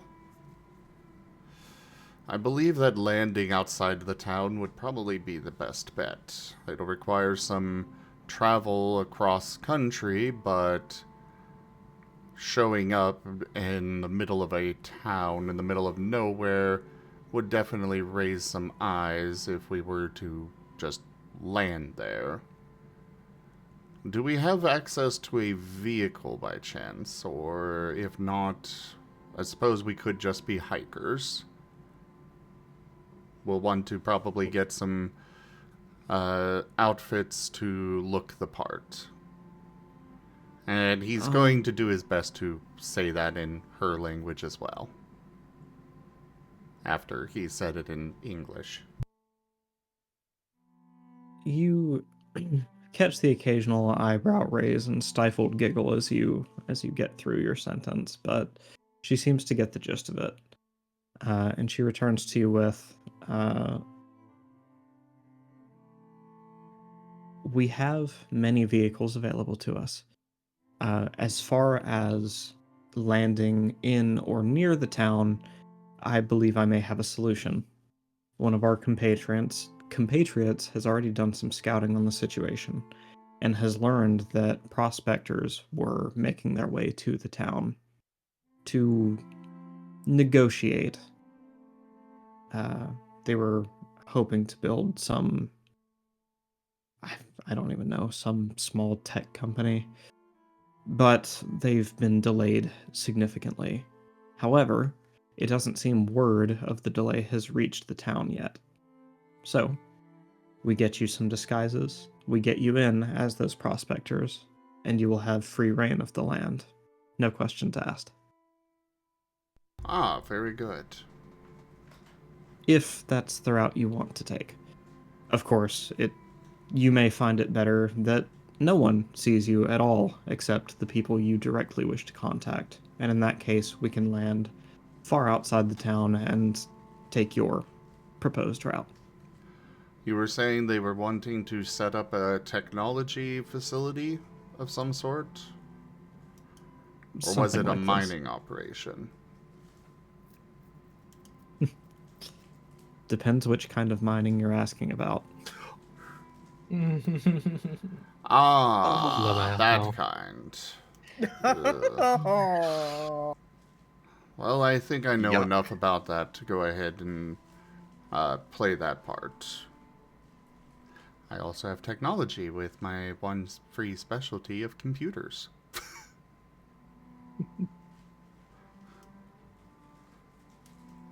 Have technology point. I have 2 technology points. I have 1. I have 1. Alright, we found our route. Look, it's modern. We'd be fools not to pick technology. The ice bleeds for this strange new money. But, story for another day. If this is the route you want to take, then by all means. Let me speak with the specialist who deals in transport, and we can be ready within an hour's notice.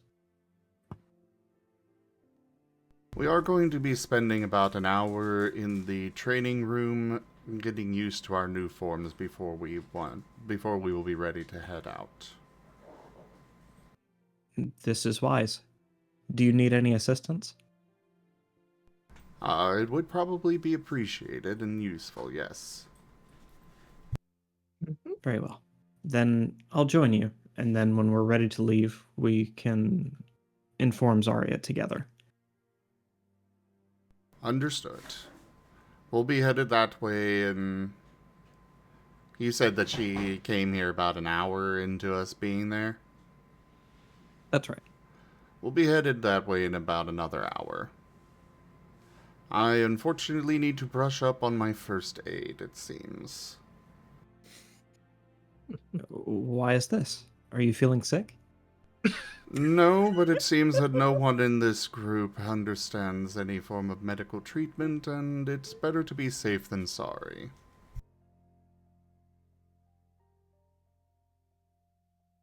I'll leave you to it. If you need anything else, my call sign is Ingatuna. Anyone here should be able to get you in contact with me. Mm-hmm. And with that, she'll turn on her heel, give a big smile and a friendly wave to everyone as she leaves. David will wave back. Hyro will wave back.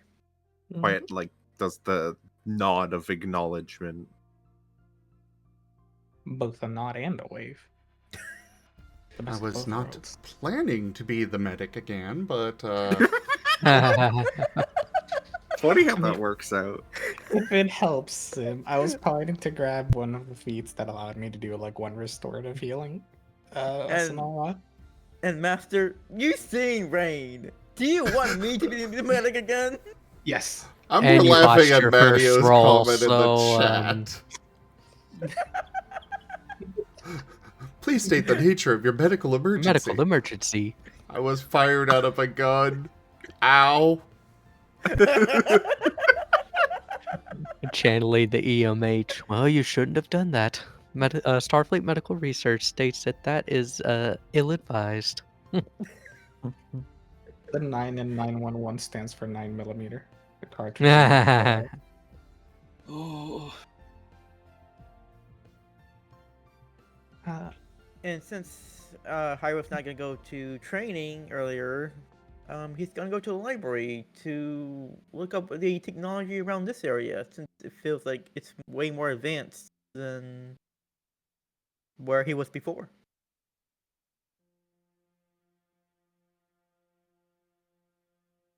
I want to see if we can find any maps of the area we'll be on, like any just like broader, bigger map areas instead of just like the little map town area.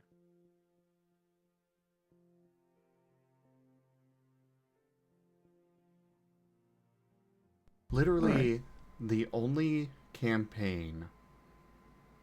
Oh no, I guess Last Hope I don't heal, but Lost in Chaos was the one I was thinking of that I don't heal either. The rest of them I am a healer. And funny enough, I Wow. think most of them are Digimon. No. The twins are healers. You got Asher's a healer. Asher's who's a healer. You got Paint who's a healer. Jet is a No. healer.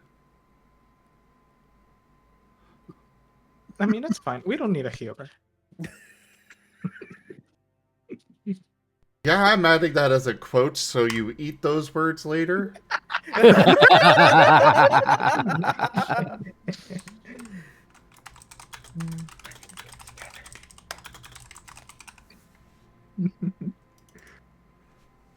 What I mean is, we may not necessarily need someone full dedicated to healing if like all of us grab a bit of healing.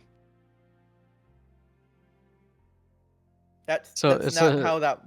So you're saying we should all just be crap healers and it would equal out to be one full healer? Exactly. You know, that's a Flawless good logic. point, Candy. Your math is just blowing my mind. I was the healer for a time in Lost in Chaos. Merl, here's the math, right? Don't The take first level. any of my stuff. Okay, look. If you take your first point in healing, right? In medicine, that's 5 XP. By the 5 of those, that's 25 XP for 5 points in medicine, right? But if you grab 1 point in medicine, that's 5. Then 2, that's 15. Then 3, that's what, 30 now? So it's already like more Feel the expensive. for less backhand points. of justice. I feel like Tal would have conniptions hearing you phrase it like that. Uh-huh. No, because he knows that would be being a gremlin. Yeah, Toad would just elect to ignore him. Mm-hmm. See, I can't be a healer. I tried. It didn't work out. Yeah, you ended up dying. Exactly. If it helps, I support you trying again. No, I am I not do taking that not. risk. Yeah, I'm Everybody pretty sure. except for Hyro is allowed to go pick up some medicine. But Hyro is, or any character Rim plays ever, is barred from healing. No, the bards don't heal. That's a cleric.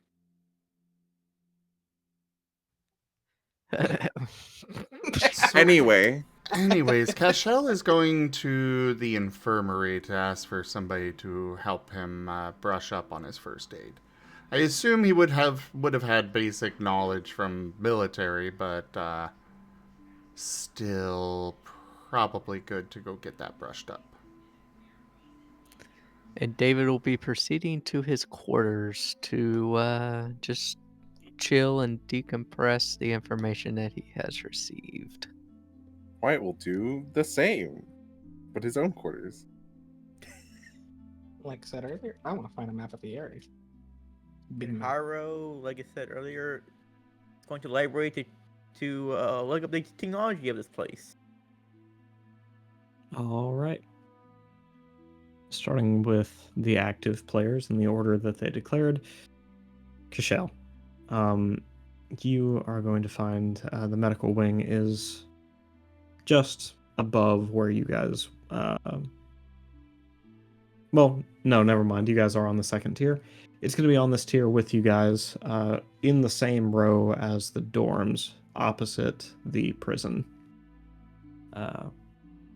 When you arrive, there are multiple busy-looking medical staff running around performing various preparations for in-depth procedures, so it seems.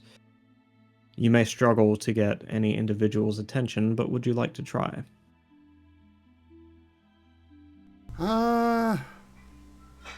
Yes, he would like to try.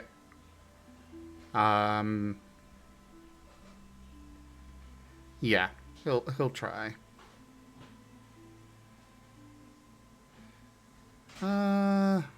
Probably one that looks least busy. And we're gonna go. I'm assuming you want to roll. Yes, please. Presence work? Yeah, that works. Alright, soul charming presence.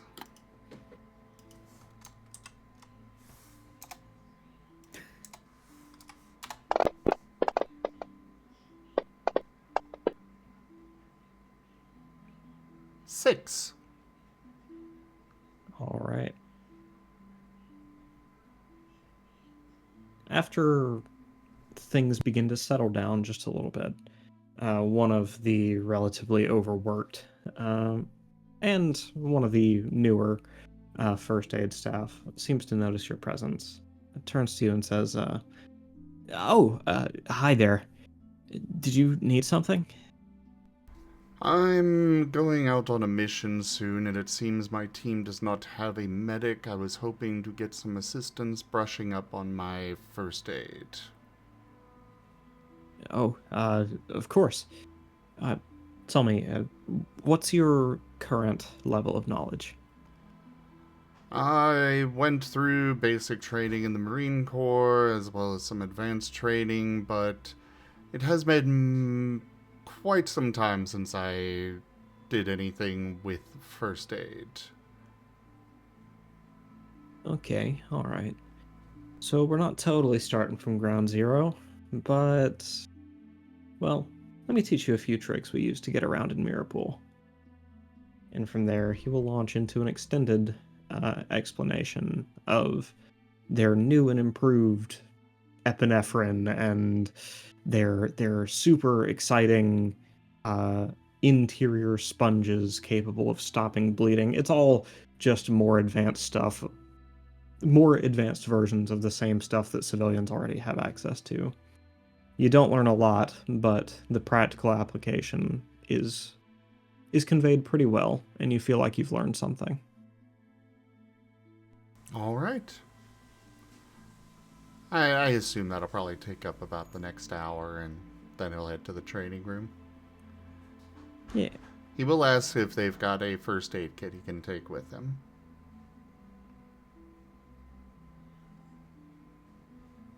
He shakes his head and says, well, it's technically against protocol for any of our first aid kits to go missing, but I don't know if anyone's checked that one out in a while, he says, nodding over toward a pretty secluded first aid kit posted up at the end of the hallway. I didn't see it go anywhere if you didn't, he said before walking off.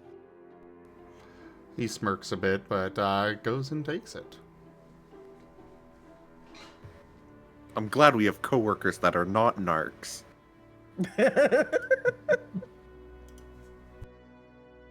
Oh, don't you worry, you've got some that are.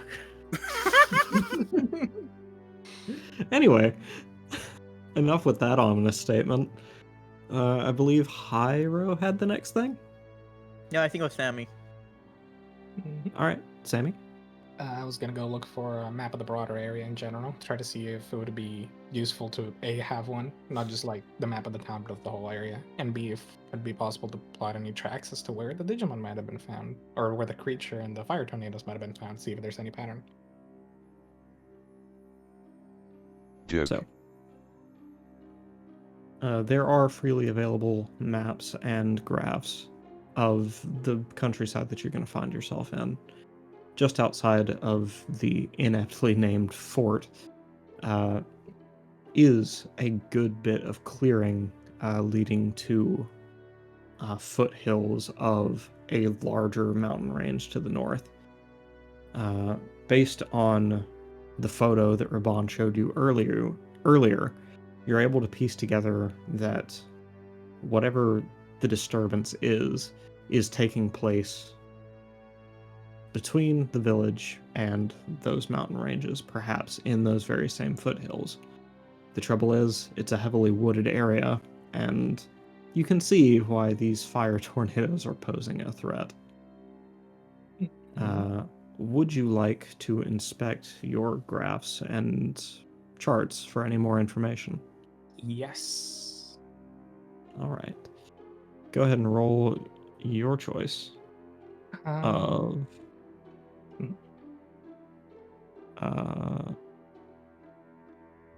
logic, investigation,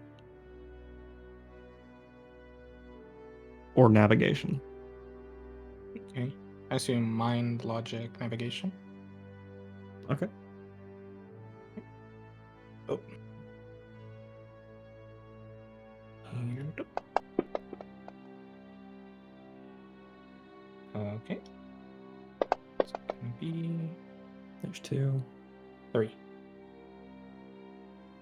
Oh, 3, I'm sorry. Don't forget to specify what... Oh, you did specify it. Expertise. Never mind.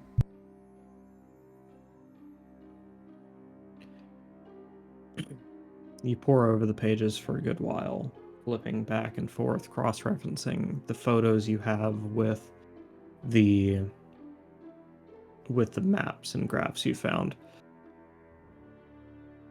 And you come to the resounding consensus that this is indeed a British countryside. No more useful information avails itself to you at this time. British countryside? That's right. Oh. Oh no, we're going to Britain. Okay. And not just anywhere in Britain. Going up to the mountains. So that means we're going close to Scotland. That'd be the most likely guess.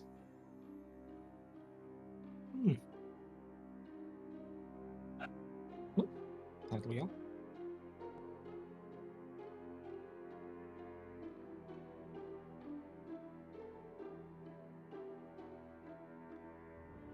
And finally, we have Hyro. What you getting up to? Remind me. Hyrule is heading to the library to look up information on the technology of this place. All right. Because it's a Stumbling lot over- more. Oh, sorry. Stumbling over one of your compatriots on the way, I'm sure. But yeah, the relative hub of technology in this place is, as you might expect, pretty modern. It's not been updated in some time, since about the late 90s, but aside from the lack of reliable internet access or just general safety features of modern electricity, you imagine it's not going to be too different from any place you grew up in. Would you like to scour for more? Yes. All right. Let's see, you're looking at books on technology as relates to this area. So you can roll using technology, investigation, or insight. Technology. Okay. I'll use mind, logic, and technology. Okay.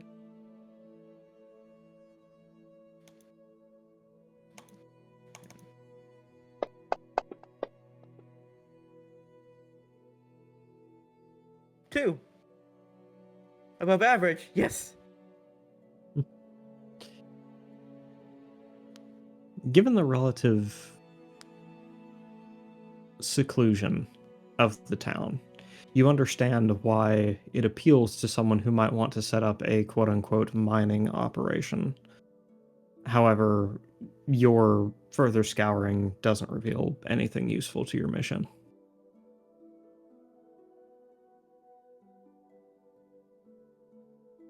And that's the best Hyrule can do right now. Yeah. All right. Unless you, well, I guess you can't roll again because I've already told you the result, but... Yep. Sorry.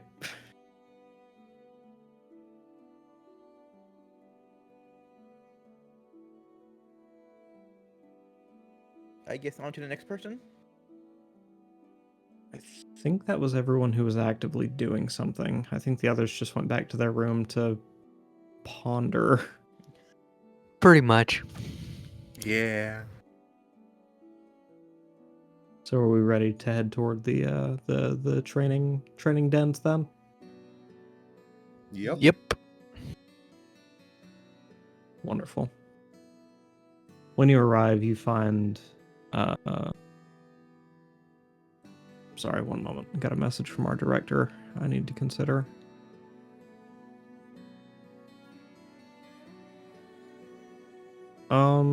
Yes, Zim, I will allow for that on the way to the mission.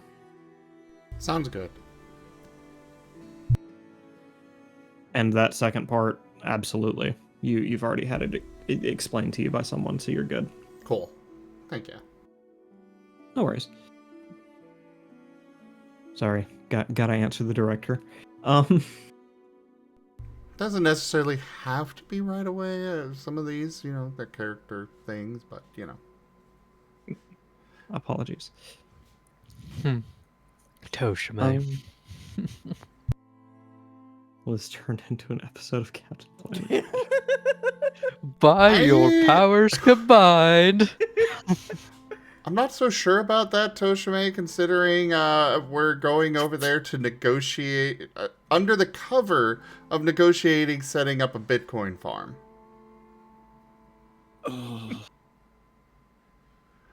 At least assuming the hints were, I understood the hints properly.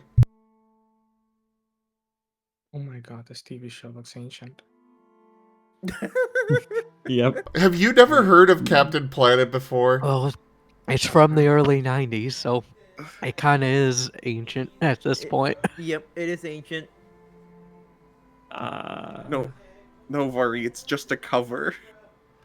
Yeah, it's I just a want to cover. decay. Now that you've mentioned that.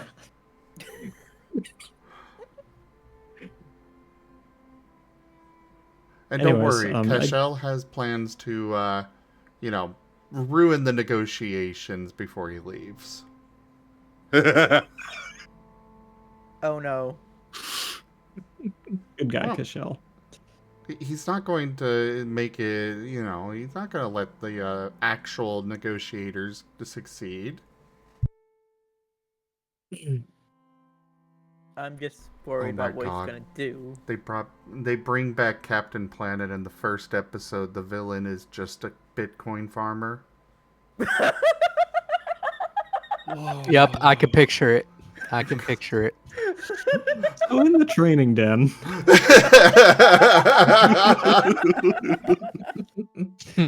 So onward.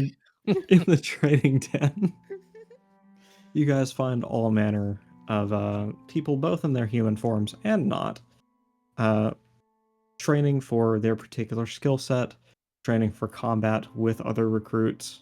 You even, just as a random example, you even find this weird, like, duck Pomeranian thing holding a rope in its mouth and trying to drag a tire behind it. And just, by God, it's really giving this tire the business, but you believe in him. He'll get there. But anyways, alongside that, you find a very preoccupied Inokupon wrestling with a Digimon formed recruit about twice her size. Surprisingly, she's doing pretty well at holding her own. Needless to say, she is much too preoccupied to know you guys are here yet.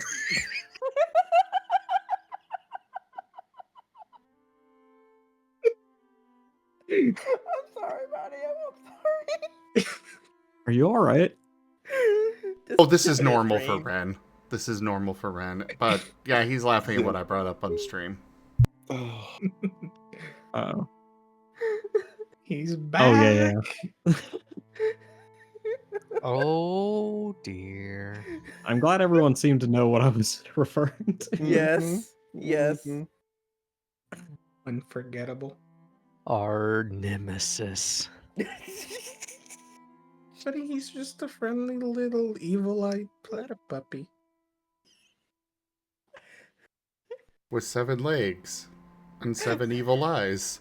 1,000 legs and evil eyes. And 7 foot tall. Uh-huh. All right, everybody, back to the show. Back to the show.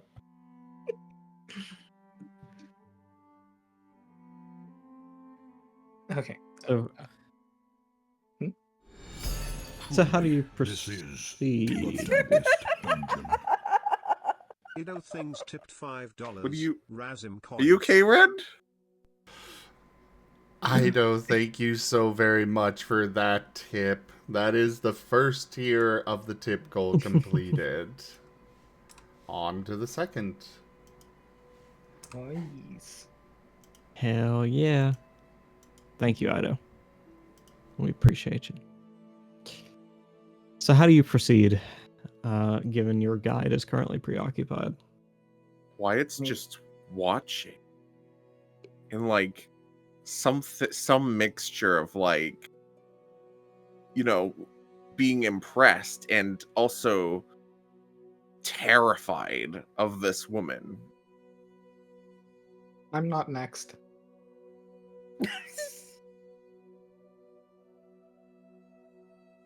Hyro just glanced at Sammy. Okay, you're next. Anyone want to roll insight real quick? I'll do it. Do I have any of them? Let's see. I don't have any, but I can roll it. Nope, no insight. Okay. Yeah, I'll do a mind logic insight. Mind empathic insight. Oop. Nope, never mind. Go ahead and take a 1 die bonus for using empathic here.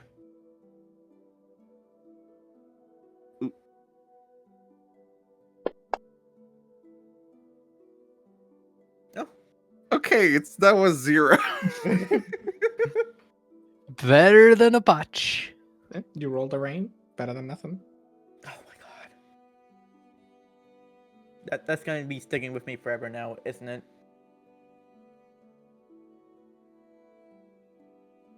All right. Is that everybody who wants to roll? Yeah, I don't have any insight. The best Don't I can have- do. Yeah, I don't have any insight either. Sorry, was roll mind. doing a couple of things. It'll be logic on my end. Okay. Logic's also a good one. Go ahead and take a one. Yeah, down. Logic Brothers. All Actually, right. just out of curiosity, like I can still roll for the attribute and expertise if I don't have the skill. Yes. Oh, Yes. okay. I'll do it then. Yeah. I'll stick with that. I'm going for mind, logic, and insight, even though I have 0 insight. Yep, same. Let me see if I can get this to work. Alright, come on. 3. 3 should be enough.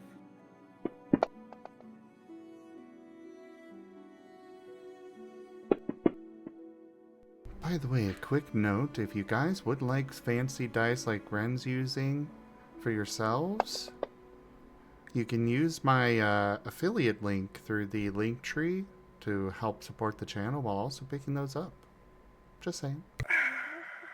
I wish you told me that earlier, Master.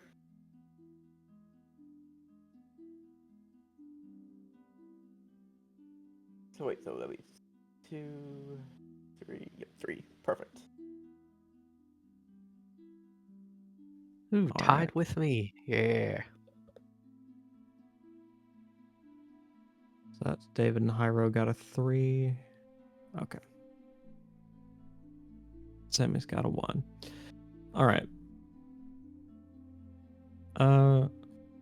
David and Hyro, you can tell, first of all, by the circumstances, that this is not a normal training session.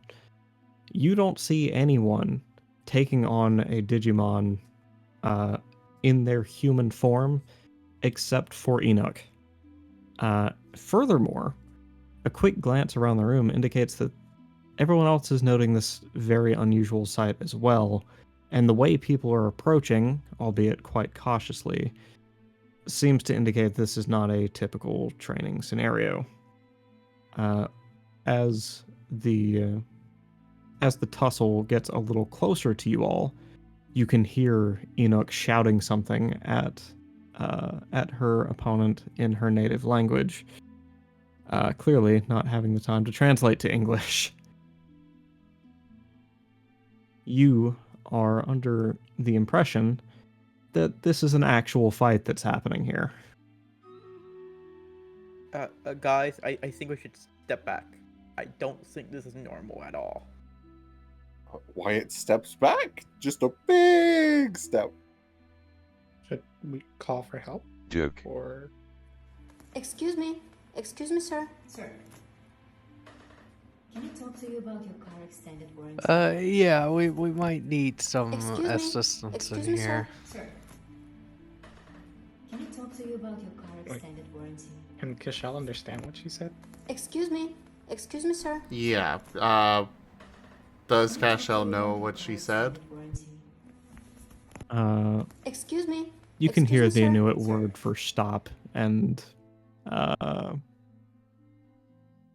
just similar protests through the scuffle.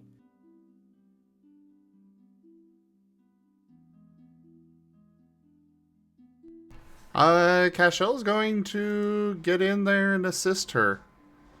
Doing the trying to push them apart sort of thing. Shouting out, "Stop!" Dear God.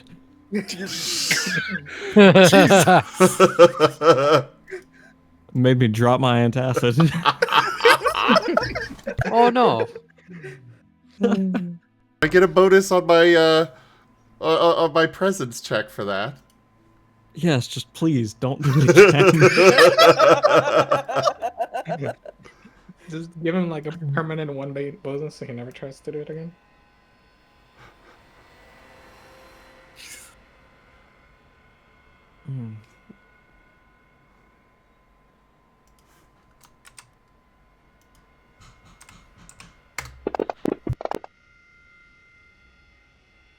Nice. 3 with cunning for expertise. All right. Your shout gets the attention of the Digimon in this situation, just long enough for Inuk to swing her arm over the back of his head. At once, she sinks in a pretty basic chokehold before swinging her leg backward and sweeping his out from under him, planting him on his face, ending the fight. She stands, dusts herself off as the Digimon's form begins to glow, and then slowly recedes back to the human form of this person. Quick question, Mario. Yeah. What Digimon did that person took? What's up? Or we just don't know? Oh, right now you don't know. Okay.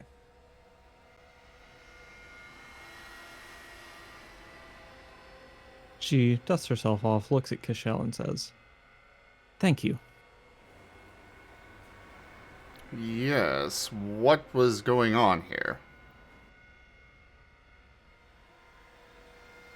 It seems someone's taken issue with the way... Sorry. She wouldn't word it quite so eloquently. Of course, you guys don't speak the same language. Exactly. I think he was upset because I got this mission. I'm guessing this is Jacob, then. Not Jacob. She Wasn't Jacob the other option? It was. Okay, just making sure. She says, "Not Jacob." Walks over and grabs the now unconscious person by their hair, lifting their face up, revealing the narrow, slender face of of some presumably hot-headed kid, not much older than 19 by the looks of him. "Not Jacob," she repeats before dropping his face back to the floor. Bonk. He nods.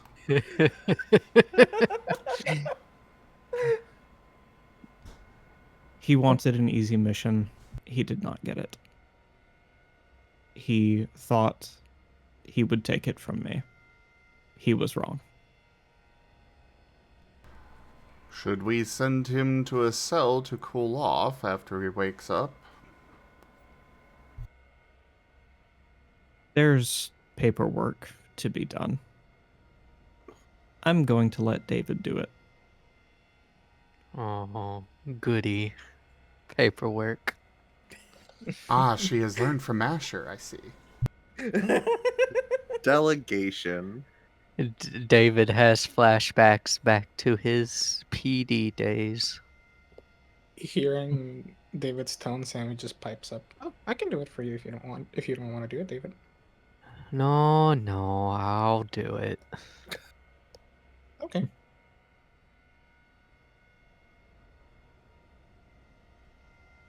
Wait, hold on. Was what she said even translated to you? Oh. No. Oh. That's true. Oh. I just know heard. it's confusing because Because he does not speak. Yeah. He does not speak Inuit, so he wouldn't realize it. Cashel will go ahead and look back at David. It seems she has some paperwork for you to do, David. Oh, goody. Paperwork. What do I have a sense of deja vu? Hey, David will walk over and receive his paper. What exactly am I filling out?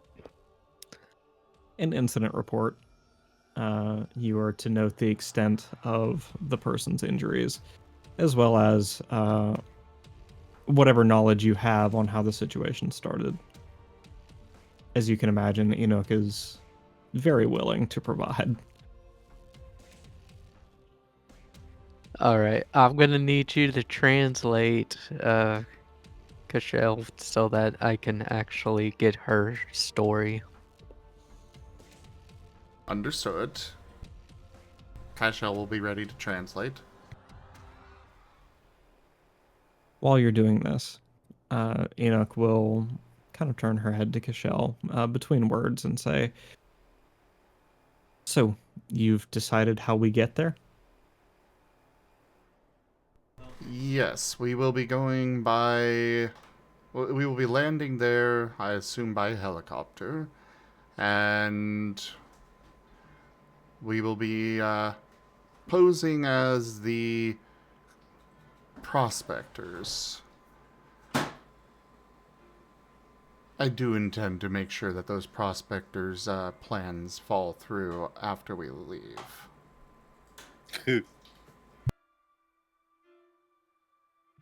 Joke. May not be the purpose of Miracle, but that is a personal requirement for morale.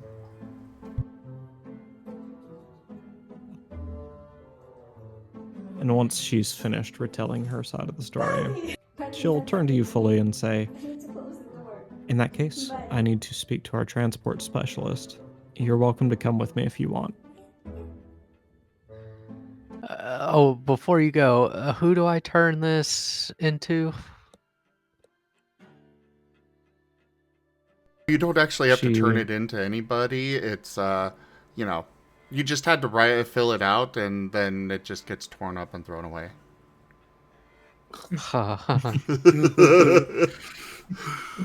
To be fair, I am convinced that is what happens with 90% of forms that you have to file. Pretty sure at some point, yeah. Or it's digitized and then torn up. Enoch will take the page from you, fold it up neatly, and lay it on her victim's back.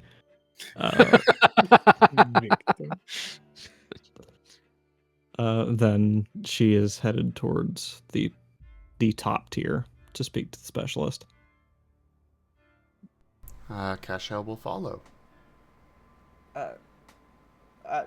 Do we come with you, or did it seem like the others were invited, or no?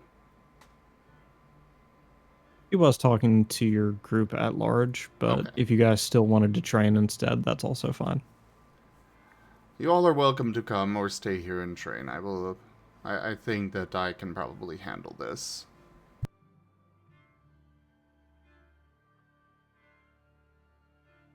Okay. I think I'll stay. Yep, same. I will stay. You sure? You sure you don't need any more help? I mean, if you want to come fill out forms to request... Nope, I'm good. Nope, I'm good. Mart.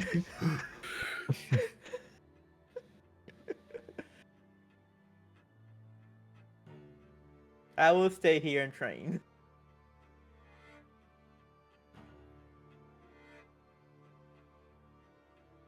I'll be back shortly then. Alright.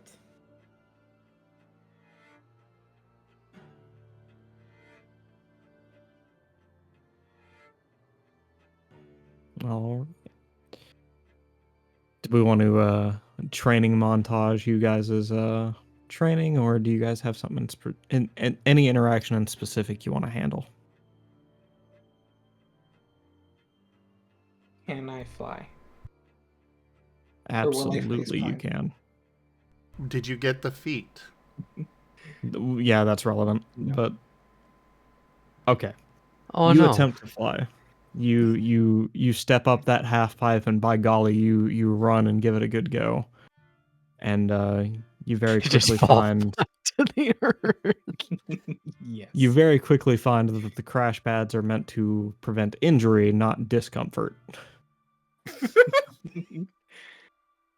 Samuel will spend a lot of the training session attempting He needs to solidly disprove whether he can or can't. All right. David is going to be punching a punching bag because he punchy doggo. I mean, Wyatt's probably either doing that or running laps. And Hyro will try to understand how to use this new move that he somehow understands.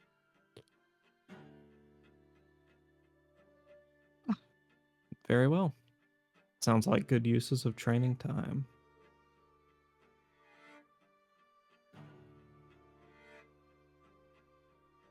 And while Sammy may be repeatedly giving himself a rapidly worsening concussion, it's probably fine.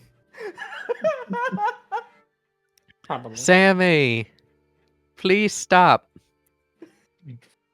No, I think I almost got it this. Never mind. No. Hyro will stop Just- training just- for a moment and look at Sammy like, I might agree with David on this. You really should maybe like stop for about maybe 10 minutes.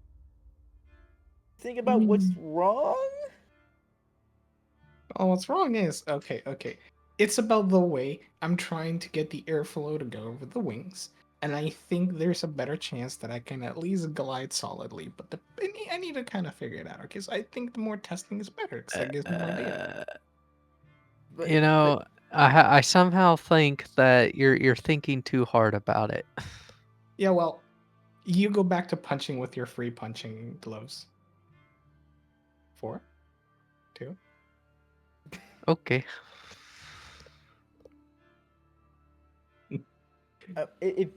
If you need any help, we're here. Okay. Yes. Don't get a concussion. Please. It's fine. I'll wear a helmet. And Hyro just goes back, still trying to understand how he does this new move.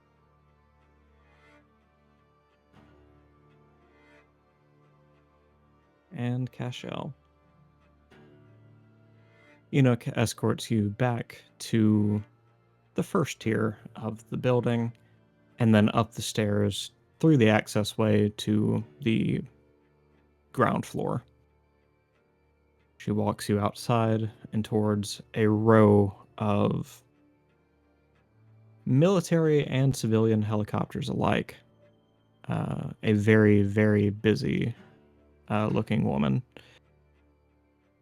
Looking to be anywhere from 25 to 32 years old, with long dark hair wrapped up in several braids, almost dreads, and folded up in a bandana she wears around her forehead. Turns to you and says, Hey, watch where you step. We don't want any more injuries today. More injuries? Yes. Some idiots had issues with the fire hose earlier. It's a long story. Oh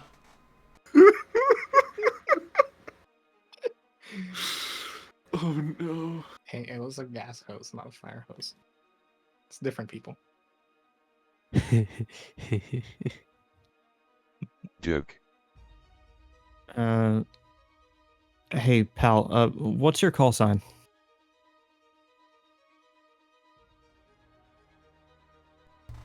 She's speaking to Cashel? Yes. Were we assigned one yet? Not yet.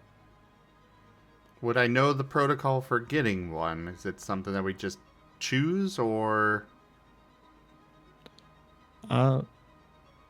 For the less creative recruit, you can go down to the offices where they'll help you brainstorm one, but generally you are expected to choose your own. Okay. Just wanted to check, protocol on that. Yeah. Call sign was... My call sign was... Oh, go ahead. So, sorry, I do want to add an addendum to that. The one, sorry, the one exception is when you lose, you lose your call sign either by having it compromised in some way or misconduct. That's the only time Mirror Pool takes control of that. Ah. Yeah, and then it's just reassignment or removal. But onto the topic at hand. What do you want your call sign to be?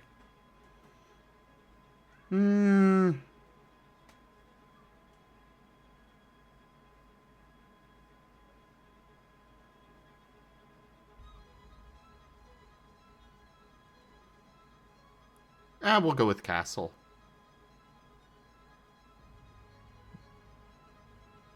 Castle. Has a nice ring to it.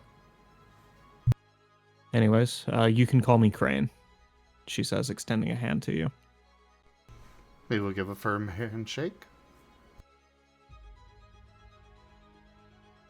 While you were giving the woman a handshake, Enoch runs right up to her and gives her a great big hug. Very energetic, like hopping on one foot, you know the kind. Zarya draws her hand back and her arms up to her sides as she looks at you. Castle, you got an explanation for this? He just shrugs. I'm afraid I just met her today. Once she's finished her little dance, Enoch excitedly pulls back, clasping her hands in front of you, in front of her, and saying, "We have mission. We have mission. We need Spinny Bird," in English.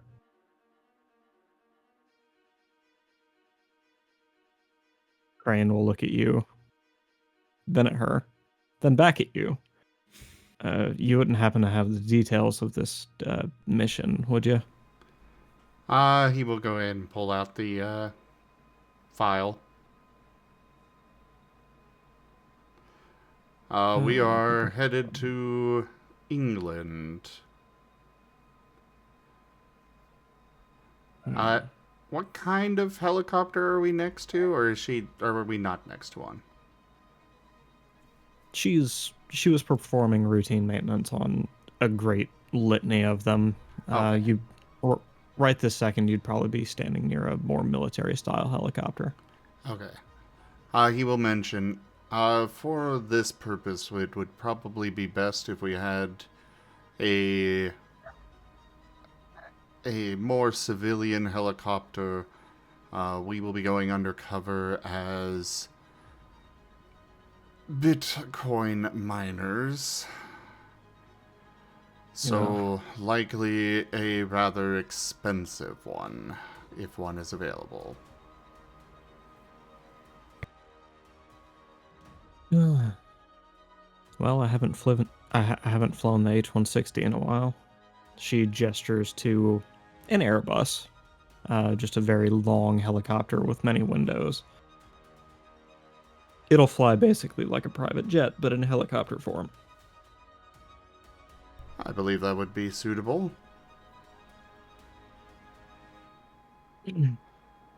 Perfect. Azure's call sign is apparently banana. Somehow. We all just become like some kind of fruit or vegetable, and then we just have castle in the middle of it. No, I was God, thinking please no. like a chess piece. You left it up to the quotes. I didn't. I did not ask for this. I was just noting that I had not come up with one yet. Call sign castle, call sign bishop, call sign knight, call sign rook, call sign banana. Makes no sense. There's no scheme. All right. Well, you're gonna want to do something about your getup if you're trying to come across as some crypto bro, yeah? Yes, that was going to be our next stop. I'll leave you to it. In the meantime, we're going to be gassing up the H-160. We'll be ready to head out in about an hour. You got that? Understood. Good. Because if you're late, there'll be penalties. She jokes. Before waving a hand and saying, "Now get out of my face, I got work to do." Understood, sir. And he'll promptly turn on his heel and head back towards the training room. All right. I'm going to take some artistic liberties here and say Sammy is face down on a crash pad. Has the concussion finally taken over? Not a concussion. He just needs 5 more minutes. Oh, Hyrule Sammy. pokes back in. You okay, Sammy? Raises a wing, thumbs up. Just making sure. Still face down on the ground.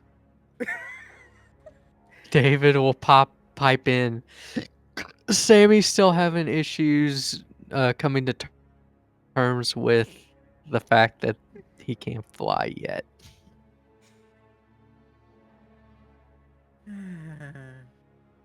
And just sits beside Sammy since I shouldn't train too hard today. Right, that's the thing. Like, you know, like when your pillow's like warm on one side but cold on the other, and you like shift your head around. Yeah. She like does that to look at Hyro. You know? Now that I realize, probably should have practiced how to fight. That would have been a good idea. You think? Face paws, and he's in his Digimon form right now.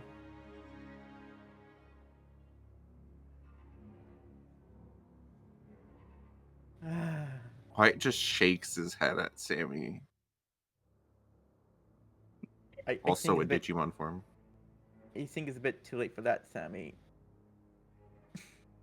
It'll be fine.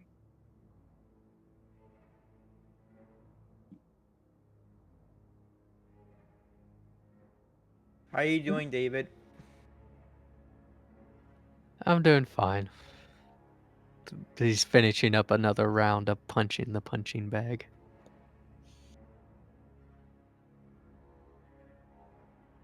Look on the plus side, okay? This gave me a lot of practice with my wings, and I can do cool things with them now. But I don't like. You know what? Sure. If that's a part of outtake out of this, I'll take it. Whatever you say, Sammy. Whatever you say. It was important to understand airflow around my wings. Mm-hmm. I still think you're overthinking that. Oh, look, if you don't believe me, how about I fight you, huh? Ow, never mind. Headache. Ow. Maybe later. Are you sure you don't have a concussion? Yep. I just fell on it for too many times. Now it hurts a little. I think that's called the Broke his concussion, fall Sammy. a few too many times. Okay, look, if it was a concussion, I wouldn't be able to tell that Hyro has 5 fingers. Hyro doesn't have 5 fingers. I don't have 5 fingers right now.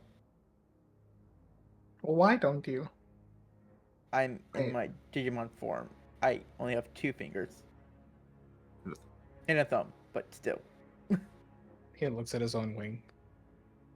I forgot I only have 3. That's weird.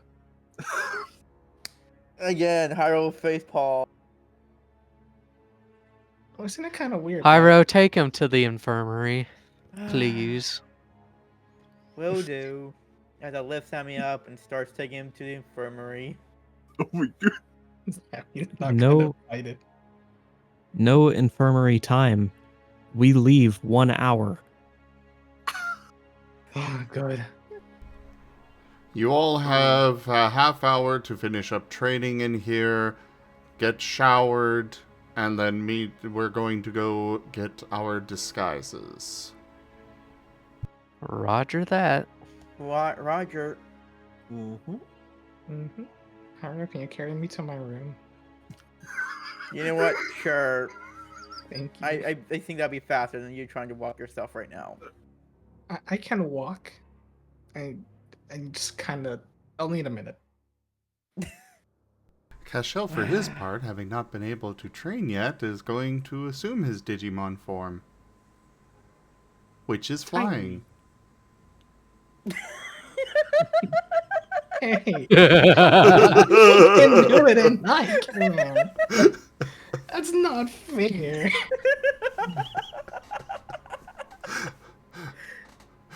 I just imagine everybody's looking at the floor for when he changes, and instead, no, he's just floating at where his head was. Huh? So I can fly.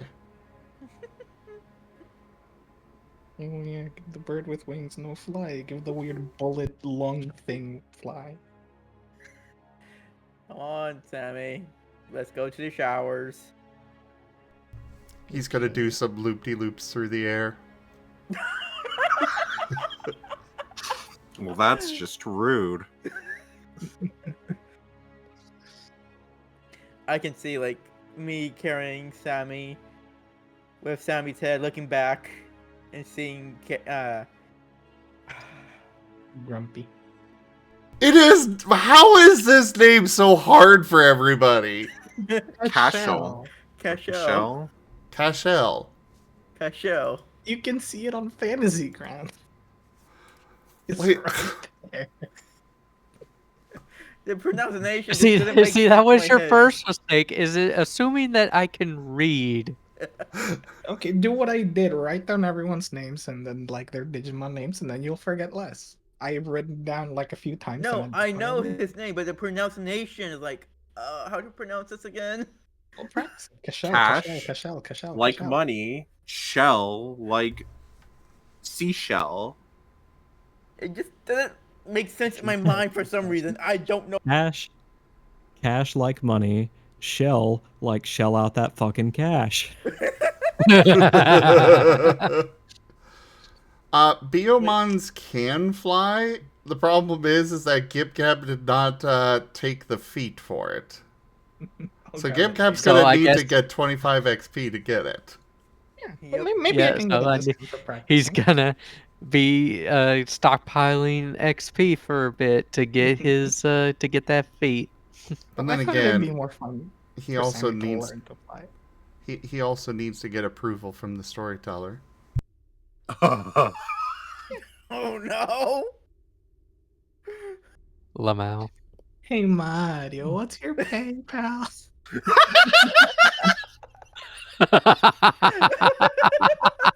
I will remind everybody that I do share the tip goal money with the storytellers most of the time.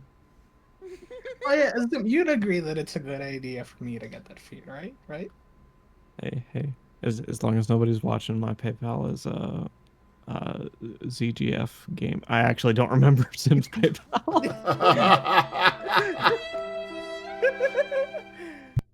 But yes, while I was walking towards our quarters, I have Sammy on my shoulder with Sammy's head looking back at Cashel doing the loopy loops. Thank you for the follow, Lion King Alpha. So Sammy sees all that. Very grumpy Sammy. A generous bestowal. Well, thank you for the tip, GibGab GibGab. tipped $10. 3. That is the second tier of the tip goal completed. On to the third. Damn. GibGab really wants to know about Jacob's love interest, huh? As Hyro dropped off Sammy when we got to his quarters, are you sure you're gonna be alright? Yep. If he actually like sets Sammy down, He like immediately reaches for the door like frame just to like hang on to it for a moment. He's just like, yep, just, it's fine. Don't worry. I'll just need a minute and then I'll be fine. He reaches for the doorknob and then realizes it's like a foot above it. Are you sure you're going to be alright? As Harold squints his eyes. He's gonna like turn around, like just a little bit of like, catching his footing or his clawing. He's gonna stand, like look up at Hyro, tilt his head all the way back up. Yes, I will be fine. Thank you for the concern. I am perfectly capable of taking a shower on my own. You don't need to accompany me.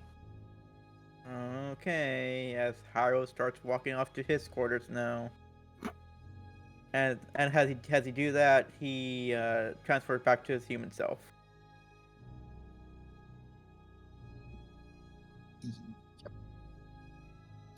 Samus is gonna go in his room to get ready. Probably following suit of the human transformation. And Harold's doing the same. We're gonna go ahead and take a quick break here, guys. About 5 minutes. Go grab some water, snack, use the restroom, etc., stretch. We'll get back to it. Okay. Okie dokie. I will be right back then. Oh my god, maybe I am becoming Samus. Almost fell. Are you okay, Sam? Zealand Are you okay, Kim Cap? $35. Sammy's Flight School Education Fund.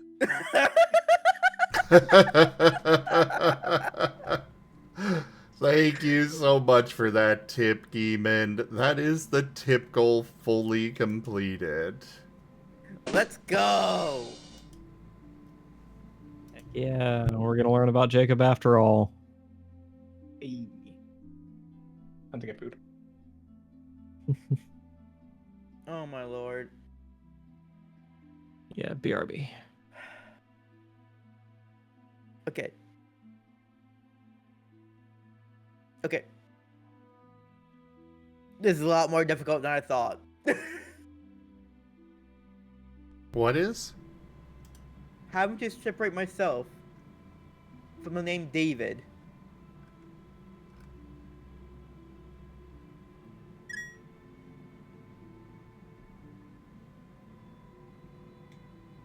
Since in my real life, my name is David.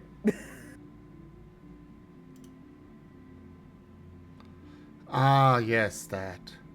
Yeah.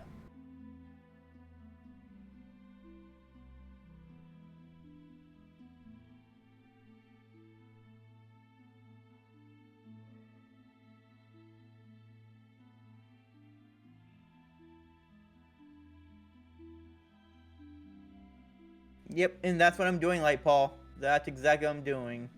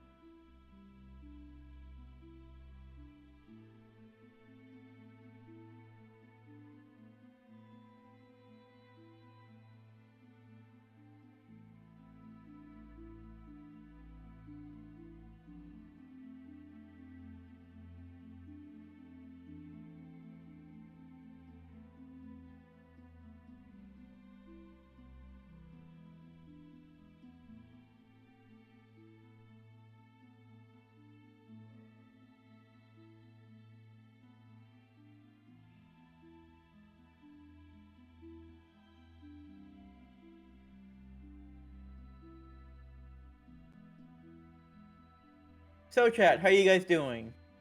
Are you enjoying it so far?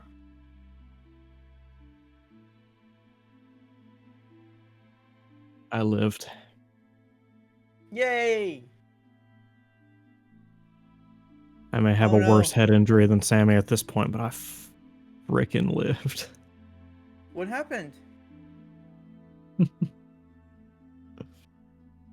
Nothing. I'm just being dramatic for the entertainment of chat. Pat pat. I think the chat broke the quote bot. Oh no. Yeah, because the bot didn't log Geeman's donation either.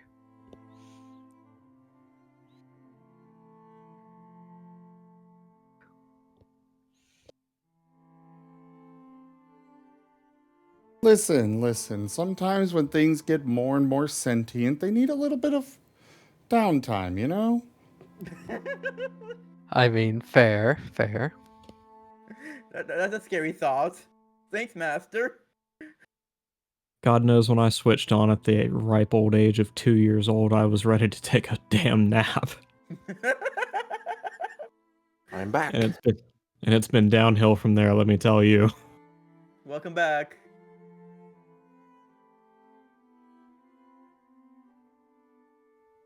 Heck, I'll wake up ready to take a nap. Shit, brother. You and me both.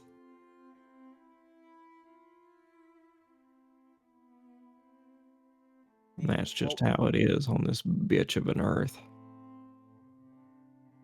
The quote bot is finally destroyed. You guys Thank did it. God. You guys beat the quote bot. The quote bot can now never tell people that I said I'm cute. I've survived. And the quote bot can never say that that I entertain chat when Master's not here. Hi, Seamus. That's okay, because you say that yourself all the time. That's not true. Yes, it is. No. You guys seeing this? Says the one that was literally just threatening to bite everybody a minute ago.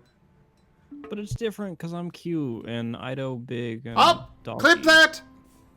Clip it, everybody! Because you said the thing. You did say the thing. I didn't say any of that. That's forgery. That's AI. Uh-huh. Sure. How dare you accuse me of using AI? That's Cash L, the fucking crypto bro, using AI Oh my god. Goodness. To make me say some shit I didn't say.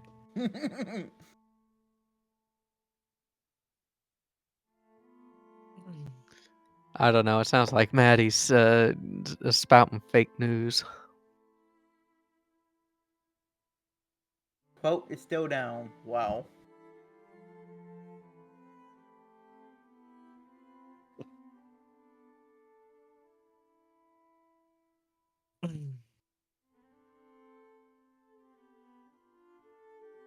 Duke. But that's okay, because the Marten bot still works, and that's all that matters. That is true. This has got to be the best Marten in the history of Martens, maybe ever. Okay, there we go. I'm sorry. I needed an extra moment to actually get food because I got up and it's immediately like, oh god, I actually have a headache. I need to eat. When the last time you Or ate? Gabby. 10 hours ago, give or take. 10 hours ago? Yes. Gabby, you need to take better care of yourself. I forgot, okay? Mood. I was gonna eat before the session and I got distracted because I was petting the puppies. Mood, actually. Very much mood. Yeah, that's a good excuse. But take better care of yourself. I tried. In my defense, I tried. I was supposed to eat earlier. I just forgot. Demons.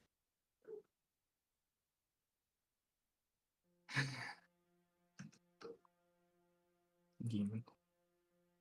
Look, for Sammy's high school, we're just gonna attach him to a catapult and just launch it. Go either fly or go splat.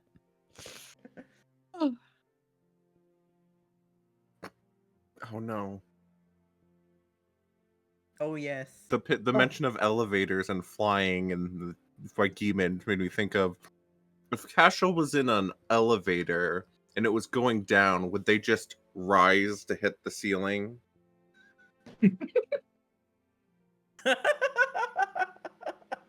That is a good question, but I'm pretty sure they would just float to compensate for the elevator going up or down. Or land, but Out of curiosity, by the way, do you like does Cashel have hover or flight? Hover. Okay, I figured. Show off.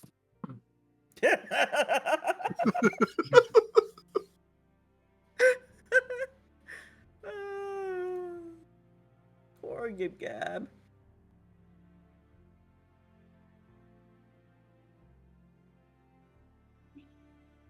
So anyway, shall we get back to it, everyone? Mm-hmm. Yep. Let's do it. sure.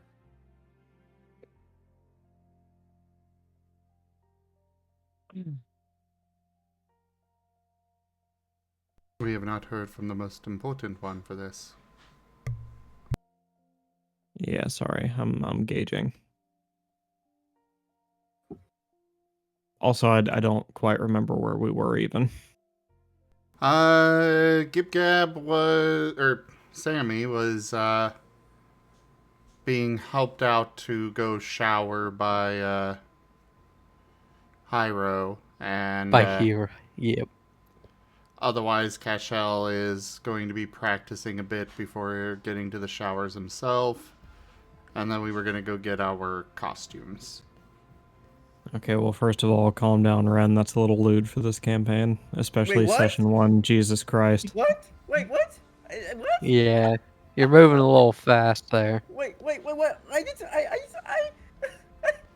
Oh, And It's okay to establish your love interest early. It's just, Wait, no. Yeah. Ah! But he's also got a head injury. That's kind of fucked up. Yeah, he can't provide actual consent there, Bran. That's not what I did! You all know that! Ah! Do we? Because it sounds to me like we all do not know that. Yeah. Your way to be putting thoughts in our heads. Oh, no. Poor Ren. But yeah, if all that's happening is showers and stuff, then yeah, we can spin the clock forward a little bit and get to determining how we want to blend in with the crypto bros.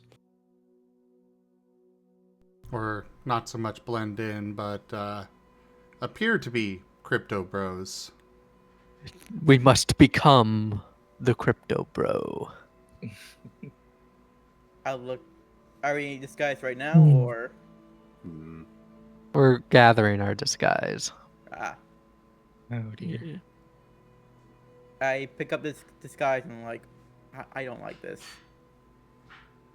Would be like suit and tie, right? Or like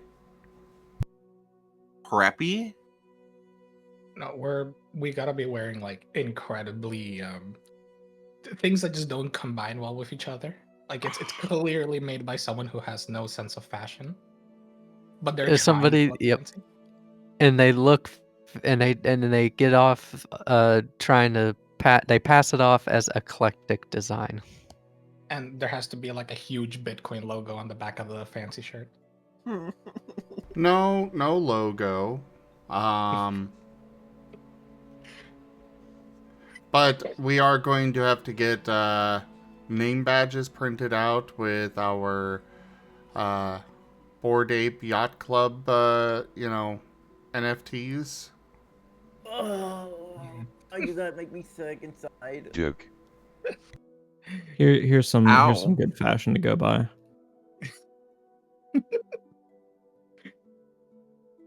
We also need to be wearing It's okay, Rin. Just look at the Marten. The Marten will save you. Mario, you just need to add like my glasses, but they're like God. gold tinted on the sides, on the frames. And there's sunglasses. Poor Marten. No. So that kind of getup is what Cashel's gonna go for, since he's the face of the group. It's in the. Thank you. It is in the channel there. As for the rest of you, I mean, something similar. Yeah. Hyro Yeah. have a look of disgust. in That his face fits. as he puts on the freaking outfit. David's just like, well, this is definitely an outfit of all time. For all of you on stream, there you go. Yeah. Sammy puts That it on is- and Googling what Bitcoin It's is. for the mission. It's for the mission. Just, psyching yourself. Wyatt Trying to make yourself feel better. Yep.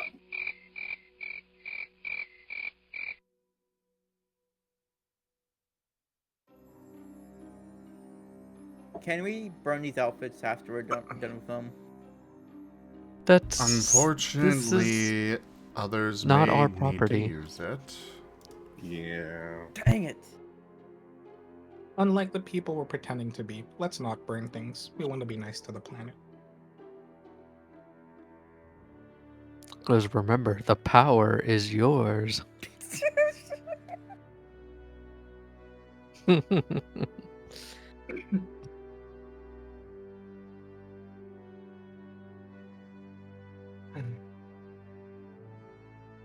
Oh. I assume we all just get dressed and start heading to the Yep. hangar? Question mark? Kasha will lead the way, but yes. Right. Let's just follow Cashel. Oh. What kind of, was it, like a cold mountainous region, or Temperate, I believe, was the... temperate? Yeah, I think it was Yeah. temperate. Temperate rainforest, given that it's nearby mountain range and or hills, it probably would be on the chillier side if I had to take a guess, especially if it's over in England. We should Yeah, I probably think- also pack an outfit for actually traversing the mountains, because as he looks down at himself, this will not suffice for hiking. Yeah. Now that I agree Agreed. on. You were gonna say something, Mario? I was just gonna clarify, like, yeah, think like the Smoky Mountains in Tennessee. That kind of cold. Joke. Google Smoky Mountains. Let's see.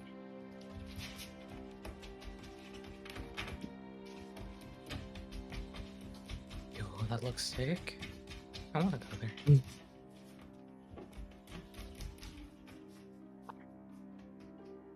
But yeah. So basically the crypto bra outfit and a little hiking outfit, something colder. Mm-hmm.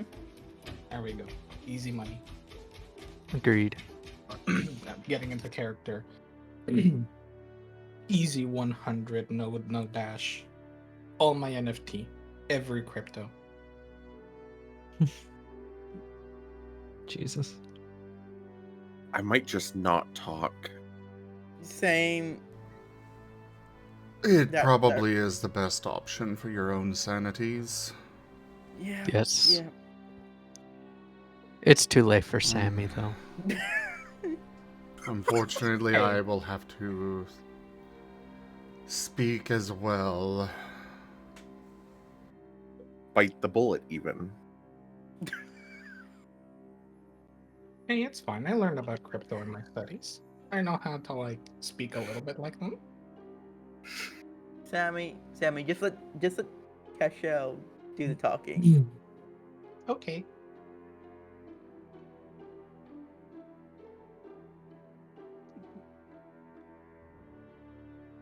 But yeah, otherwise, Alright. go into the hangar. Yep. When you arrive back at the hangar, Crane awaits inside the H-160. She gives you all instructions for boarding, mostly how to strap yourselves in safely. That while it technically is not super dangerous to move around on the helicopter, she does not recommend it while you guys are in flight. All these things. And as you're getting to your seat, you swear you can just hear her humming. Tonight, get ready, cause we're gonna live it. And yeah, if anyone's ever heard the Virgin America theme. So there's that.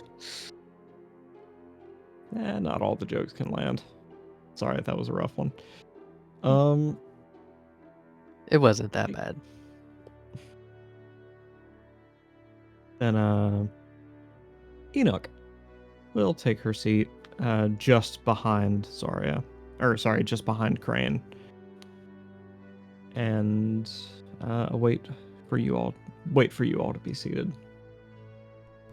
Enoch, which he probably would have said this when we were getting the outfits. Don't worry about dressing like us. We're gonna just pass you off as our guide. You're too kind, Kasho. Just because we have to suffer does not mean you need to.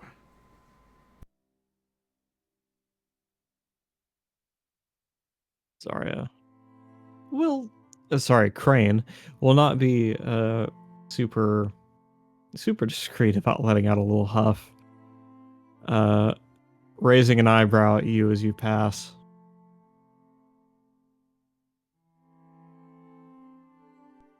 Go ahead. You look like a Smurf fell into the LA River. Are you all right?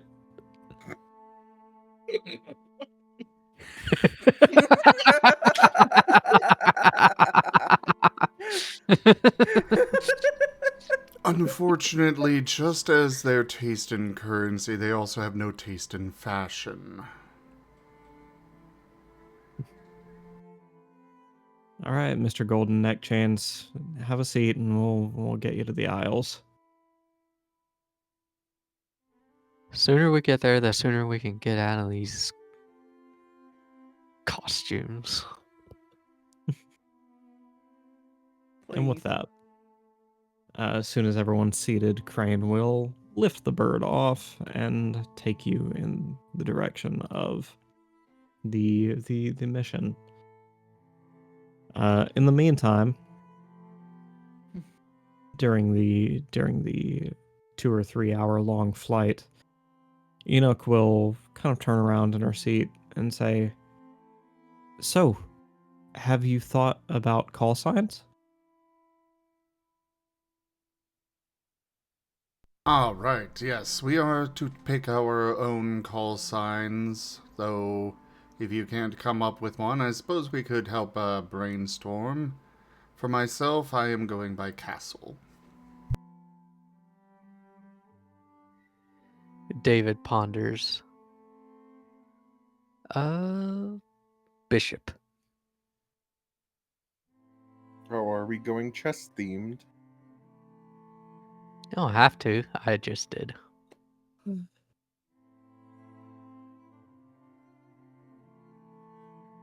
Well, I suppose if that's what we're doing, I mean, could be good for our team to be in theme.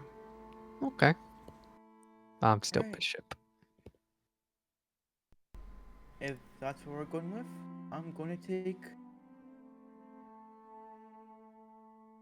Queen, because you're the tallest piece. I mean, it fits. Yeah, it does actually fit. You're the tallest, and yeah.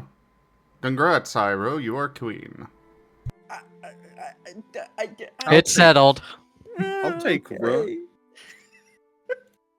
Well, I kind of already have Rook as castle. Yeah, castle is Rook. Sammy will be pawn. Yeah. That works. So, Wyatt, how about you be knight? Very well. Or we could go with the colloquial term of horsey. Ride, horsey, ride. I would rather not. Darn. And what's your call sign again, David? Bishop.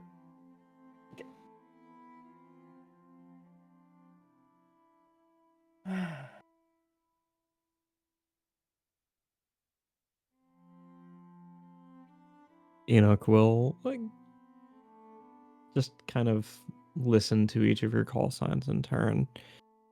And her smile broadens as she realizes there is indeed a theme. She excitedly claps her hands and then turns back around in her seat,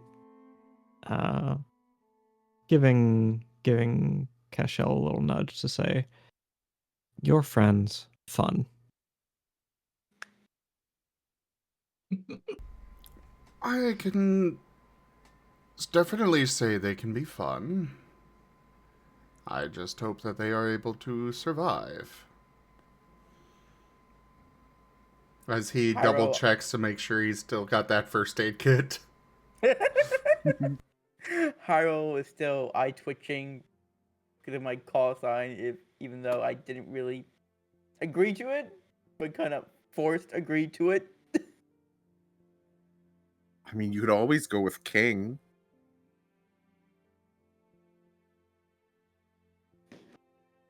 As the helicopter... Sorry, go ahead. I was just gonna say, but Hero, the queen is is arguably the most powerful piece in chess. Fine. I'll take queen. If you would prefer king, then go for it. Yeah, I mean, the king is the weakest but most important piece. No, I'll keep queen.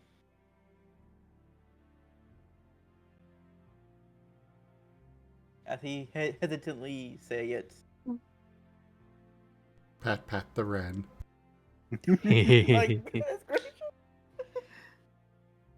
As the helicopter putters along for another several hours, the sky grows dark, and soon you can barely see out the front of the helicopter, not just for the darkness, but also for the fog that comes rolling in.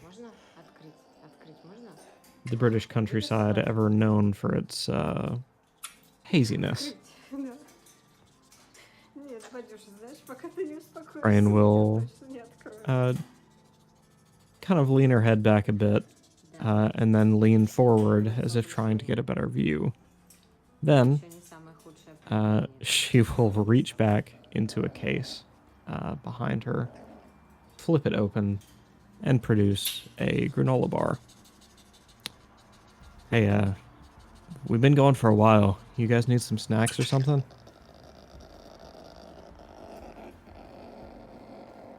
We did eat before we left, and I did prepare, made sure that we had rations available. I'll take some snacks, you know. Hyrule will also take some snacks. Wyatt will take like a granola bar, but not much else. David is good. Anything was difficult? Energy needed? She'll finish passing those out, and then reach back into the case one more time, pulling out a can of some highly recognizable soda, nondescript for legal reasons, and begin knocking it back like an absolute hero. Oh, is that the Dr. Panda? That's... Jesus Christ. What? It works. I tried to come up with a witty reply. I did like a triple take and then just totally fumbled it. Oh, you got me, Zim. Good job.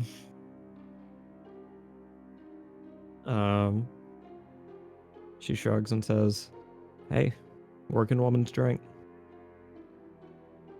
She continues flying for a little while before ducking her head back once more to say, "All right, we're approaching the landing zone. Do we want to land in town proper or up the road away?"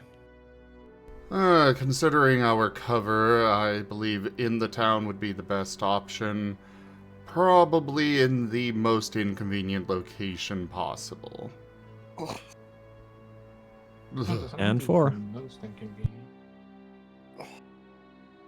She will begin lowering herself to the ground, making a point to acknowledge and even turn the helicopter toward a landing pad outside of a government building, and then completely ignore that, head straight out to the parking lot, and proceed to octuple park across an entire parking lot. This hurts. In typical crypto bro fashion. I just imagine even just like going so much as to park like diagonally to occupy 2 rows of parking. Block off the entire, lane to go down the parking. God, The entire keeps getting back worse. parking lot is free, and just like park diagonally in front of the entrance so nobody can get in or out. Jesus Christ. What? Evil. Are we wrong about that being the behavior of crypto bros? Let's be real here. No, that's why it hurts so much.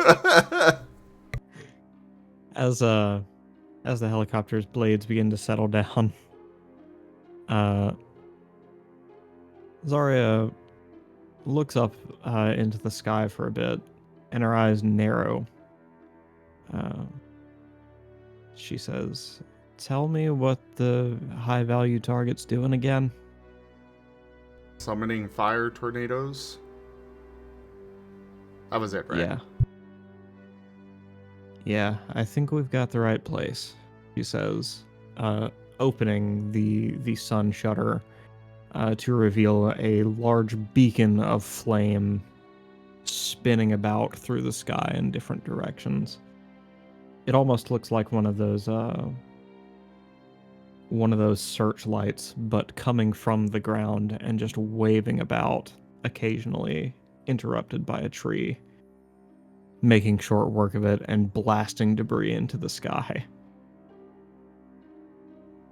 I will say we are in the right place. Definitely.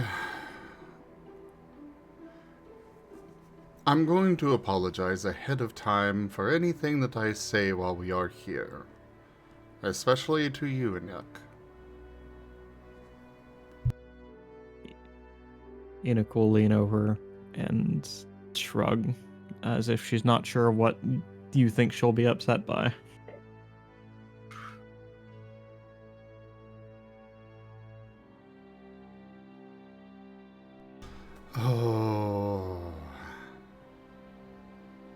Oh boy. Is anybody coming to the helicopter?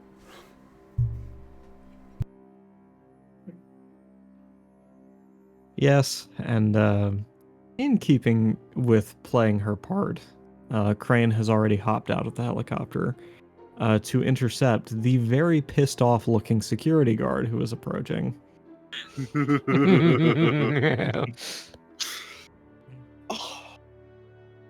The argument that ensues can be heard from inside the helicopter.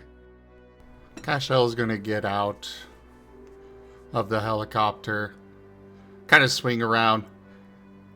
Hey, bro, don't worry about it. I'll send you some Bitcoin later to make up for it. Sorry for the parking job. We're important. Here. Just give her your address. As he's heading towards the building. This hurts. This hurts so much. Yeah. Come on, everybody, to the moon! Jesus Christ. David's just throwing on his most self-important face and is proceeding to follow Cashel.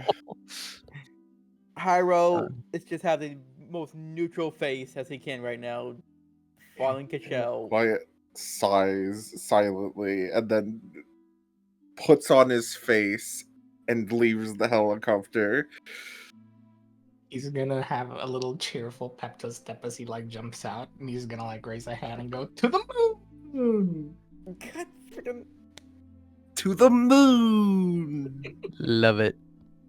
To the moon. Enoch will curiously raise her hand and say, "To the moon?" David will lean over and be like, "Don't worry about it." I mean, I'd like to travel to the moon someday. A laptop, Toshime? No, bro. We got phones, man. Don't you people have phones? Yeah, man. This hurts. So, Are we the where are we baddies? headed? Where are we headed from the parking deck? Straight inside the building. Oh shit. Okay. You approach the door to this very official looking government office. It's about 9 o'clock in the evening, so it's locked up tight.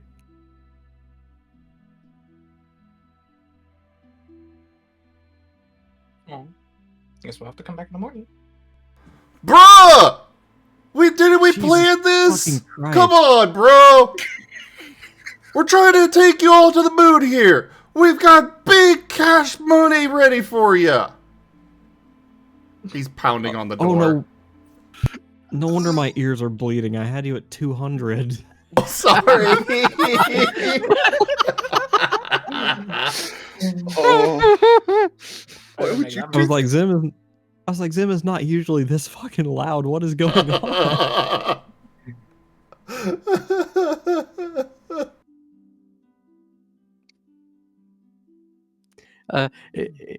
Sir, Welcome to me getting in character.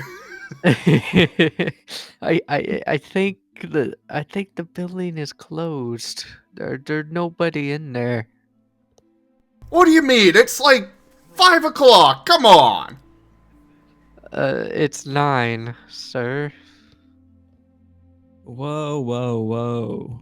Hodl on, gang. Says a man. Totally harsher my vibe. Stepping out from the shadows in the tackiest green tux you have ever seen. A blue and gold inlaid tie and a fedora. Of course. Because why not? Oh, I the love crypto bros are here already? You must be Chris. What's up, pal? Hey, man, good to see you. Yeah. I'm here to set up this deal here. Why are they closed? Come on. Don't they know who... time is money, man. I don't have time to be sitting here waiting for them to open. Hey, nah, bro, it's alright. See, there's always another way, he says, approaching the left door. Or approaching the left door of the double doors, and then walking just a bit further to open the window. Let's get this party started right, yeah? Oh, absolutely. He rolls right on inside, barely mussing up his suit in the process. Well, we're all ready to deco the part. Might as well add breaking and entering to our repertoire. It seems illegal. Hope there's cake inside. And Cashel and like, are we actually gonna do this? And whispers that. Bro, of course we're taking this town to the moon. What are you talking about? Why wouldn't we be to bringing this cash money in here? We gotta raise all that Bitcoin. Right. And let's not forget, I've got them a wonderful investment opportunity in Redcoin. It's gonna be fantastic. It is gonna go so far. They just gotta go buy a whole bunch. It's already ready. Just gotta get it in there. Get in while it's hot. Red, be kind to your desk.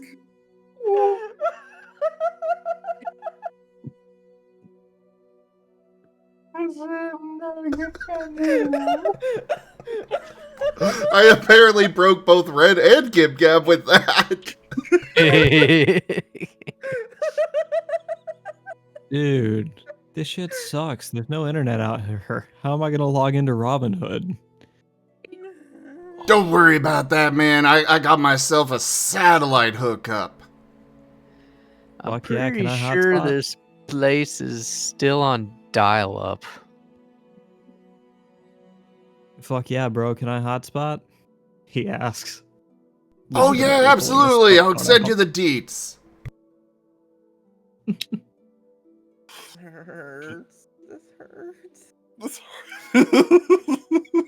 Hey, we can move on at any time. You just have to stop following this asshole. Yeah. Or figure out give a reason to not follow this asshole. Now where's the head honcho here? We got business to discuss. Oh, no worries, man. It's just Mr. Herman Hapschbemspiel, he says, looking at the placard on a nearby desk. Listen, He's I in don't the care office about right now. I don't care about his name, man. He's gonna have a new name when we're done with him. It's gonna be Rich. You hear me? For real, he is gonna be rich. Make rich pants. While Cashel is getting way too deep into character, David's gonna sneak off or slink off to investigate what we're even doing here. This hurts so much. Zim kidding. At this point, Enoch will have grabbed Cashel by his tacky ass suspenders, pulled him close, like inches from her face, and begins shaking him. Remember mission.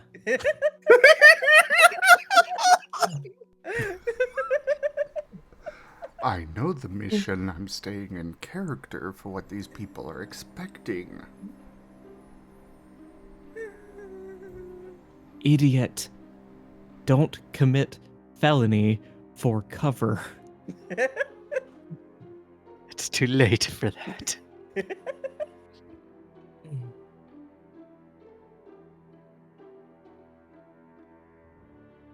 She sighs and steps back out of the building, where now a very pissed off security guard is fielding both her and Crane.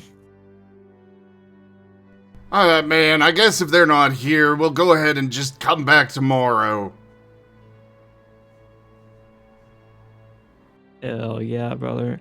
Hey, listen, you got a hotel for the night? The rest of my crew didn't quite make it, and I don't have my card.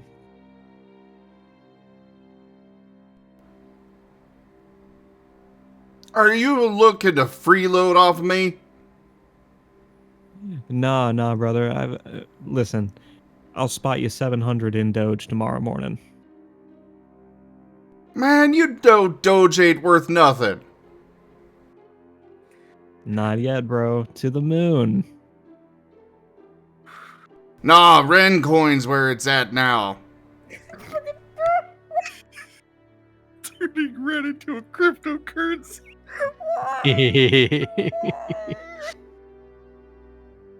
Am I willing to stoop so low?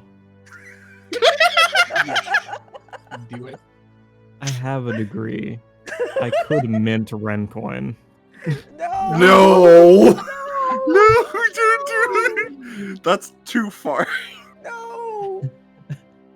But just between me and you, brother, don't actually invest in it. Got a little plan lined up for once we get enough people in there, you know what I mean? Doing the good old pump and dump. I see you. All right. Don't tell these losers, though. They're, you know, big money, big money. What's that about Randcoin? I mean, Definitely invest in it. It's the future, man. I put all my college savings into Randcoin.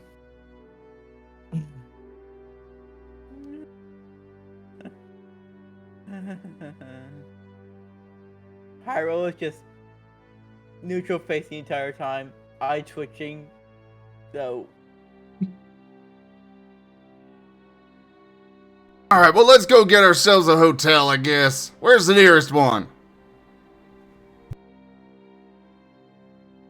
Just up the way back toward the town square. And if you're in the mood, there is a pub that is still popping. It will be until early in the morning, so say the locals.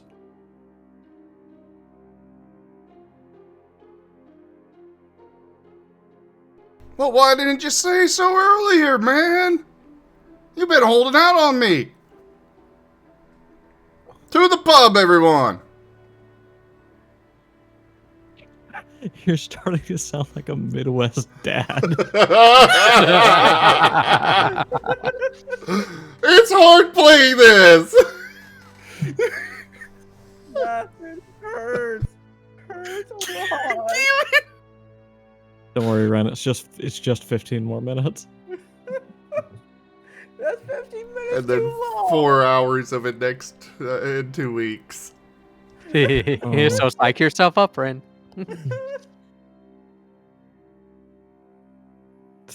We just have to go check out the tornado that is like right over there. Yeah. I can't reiterate enough. You guys don't have to deal with this asshole at all. We You can guys are just choosing leave. to do that. It's too funny though. Then again, bruh, I think I'm gonna go check that out. It looks interesting. Okay, do what you will. Just don't blame me when it crashes out and goes to 0, you know? Yeah. Tornado coin. We should make that.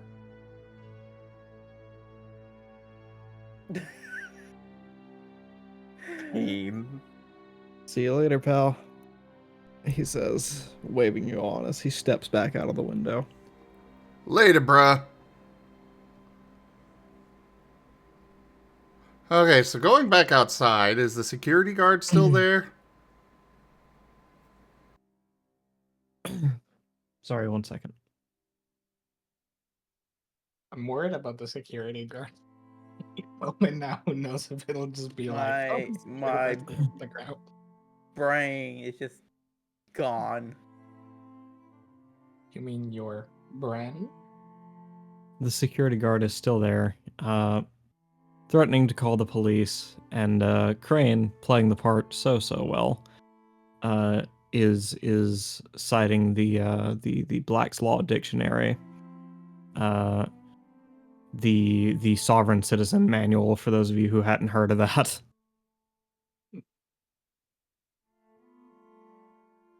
Hold on, let me make sure I didn't say that incorrectly. Yeah.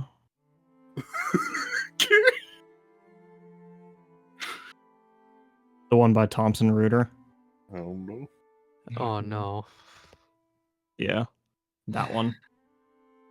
I'm vaguely aware of it.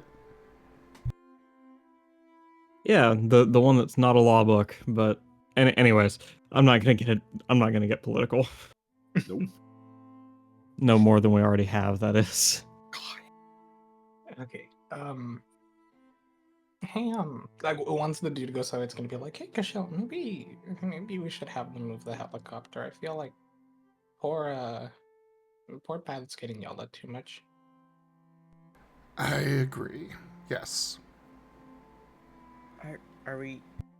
Can we move these suits I got now? this. Not yet, unfortunately. Cashel's gonna go up to the three of them. Okay, bro. You got a problem with the way the helicopter's at, right? Alright, we'll move it. It's fine. But we're gonna be taking it out of the deal. Got it, bruh? What? No, there is no deal. Move your fucking helicopter.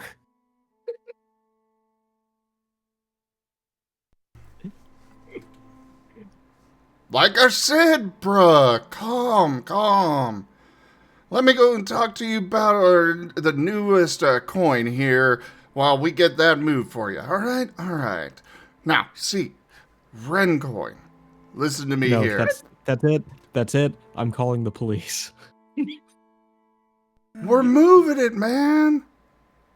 And with that, he just begins to walk away. God. Oh, This hurts. This hurts. how does he do it so well? That's like both in and out of character. And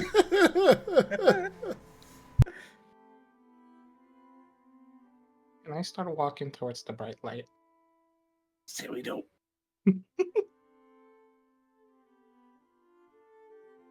Listen, when you're sitting there for many hours, just in a spot, waiting for something to happen, you wind up wandering across weird videos on YouTube.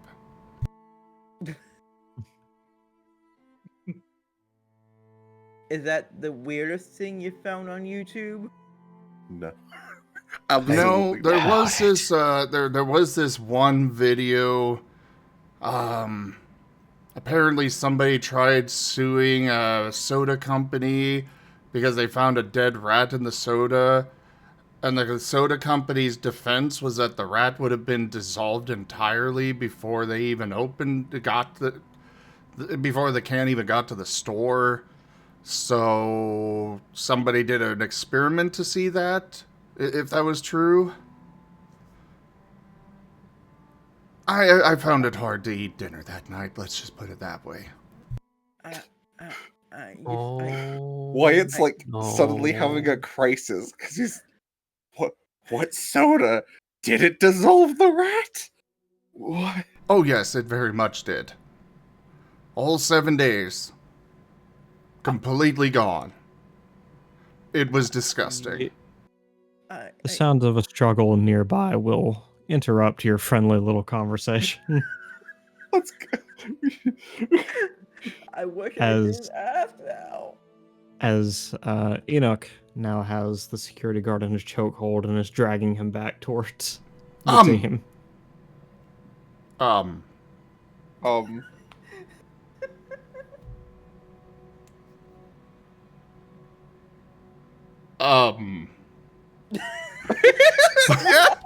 Let's just move along. It's fine. Don't worry about it.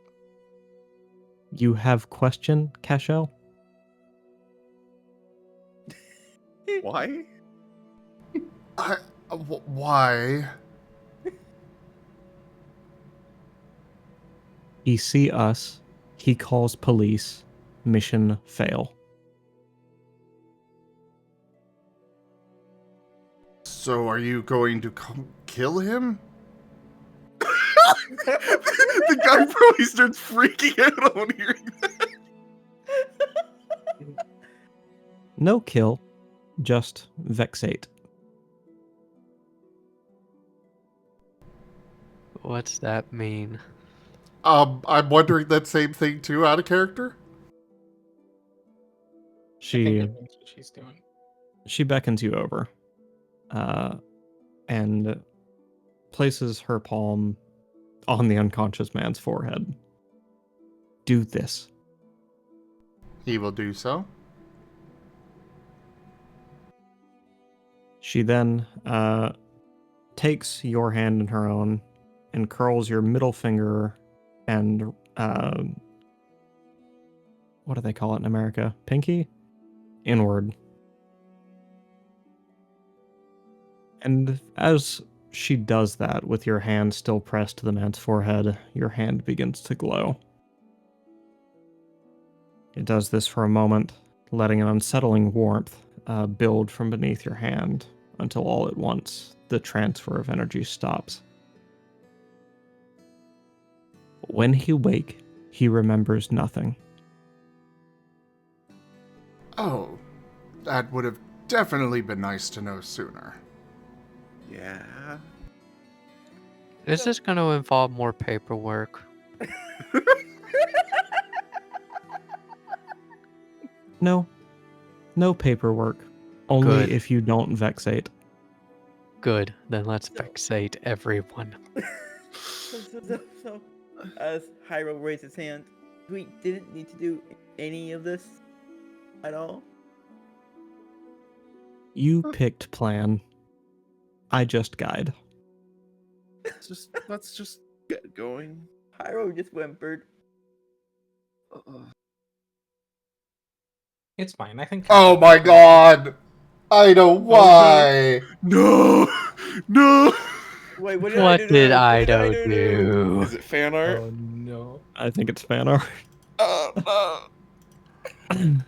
Oh no. There it is. Bro.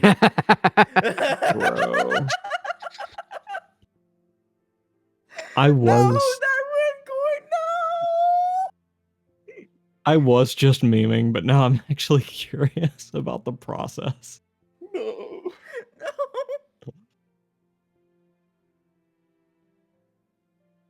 This hurts. This hurts. No. Shut up. Can we just like use this as the thumbnail for the YouTube video? No. Okay, fine. But at least we should like take the entirety of Kishel doing this and just like send it to someone without context. Send it to like Era without context.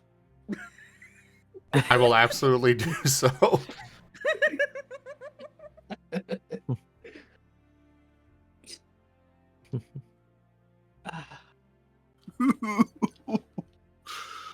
What a magical first session. Indeed. Well, I'm glad you all are enjoying yourselves. We got about 5 minutes. Where do we go from here? Oh, it's the shiny, the bright. Yeah, The light. there is the bright light in the forest. Mm-hmm. But will that be enough for 5 minutes? I mean, Oh, absolutely it will.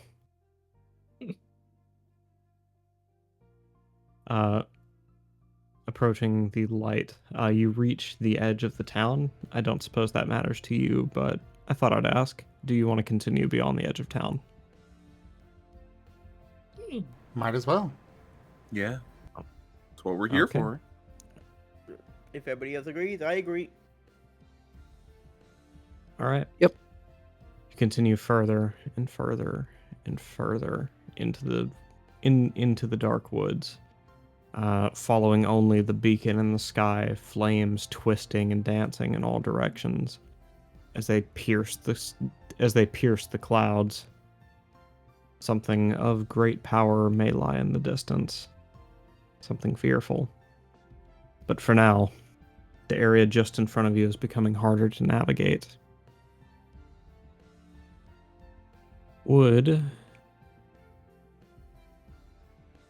Let's do this as a team here. You be so kind as to roll to navigate in the forest. And let me know what you're using to navigate. I mean, there's literally a navigation skill. Would it be navigation or survival? Either or, I'd assume. Either way, I've got a dot in it. I have neither. I'm neither. It's gonna be awesome. I have neither. Oh no. So let's see. I'll do body, forceful, navigation. It doesn't really matter. I don't have dots in either. It's gonna be 3 regardless. I'll do mind Yeah. logic survival. Mind logic. Body forceful. Come on, roll. We just want the majority of the group to get it. God freaking. Uh, You know what? I'm selling that one. I'm gonna soul that one as well. Ooh. Oh my god. Ooh. I'll take the 2. Oh. Dear God. Oh, come on! I double Everyone. exploded 10 in 2 and 1. I don't think I'm exaggerating when Wyatt I say with everyone the, has rolled a 1. True combo there. Double true combo. I'm gonna just vigor and willpower the entire thing now. I'll solo 1. There we go. Ooh, that's better. There we go. Nice. Ah. I didn't need a freaking vigor and willpower for that. Well, session's almost over, so the willpower will come back. I use 3 logic. No, willpower and vigor are by full rest. It's boost dice that it's come back soul? per session. Oh, okay. Oh, okay.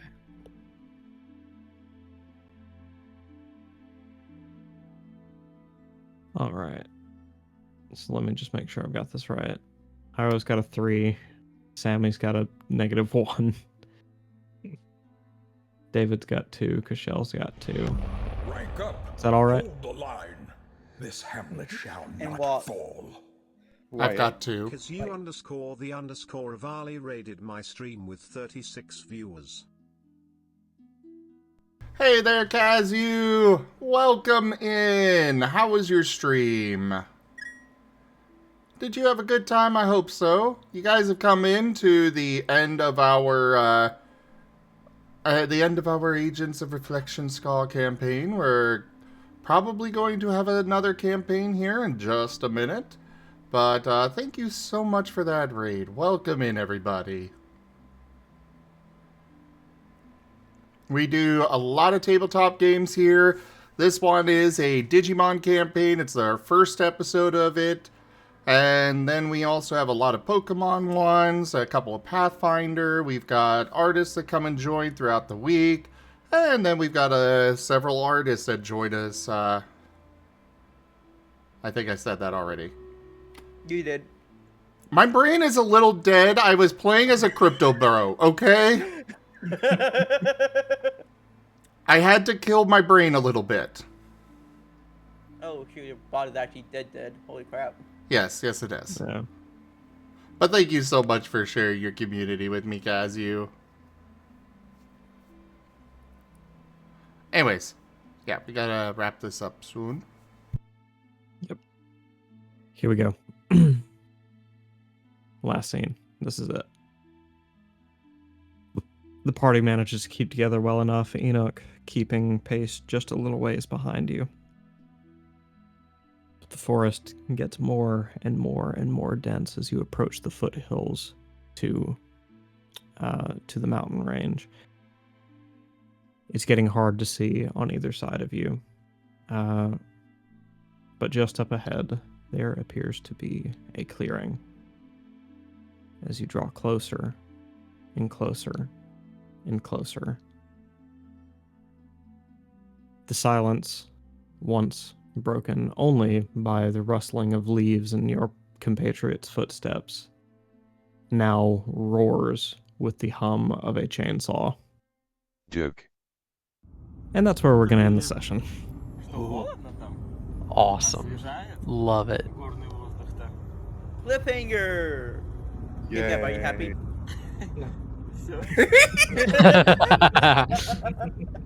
No, Give Gab, why no happy? I'm delighted. Give Gav and cliffhangers don't go well together. I'm so sorry. It's fine, it's fine. It's mostly playful. I enjoy it. Mm-hmm. Yeah, after all, cliffhangers helped him reach enlightenment. Mm-hmm. I love the woohoo in the background.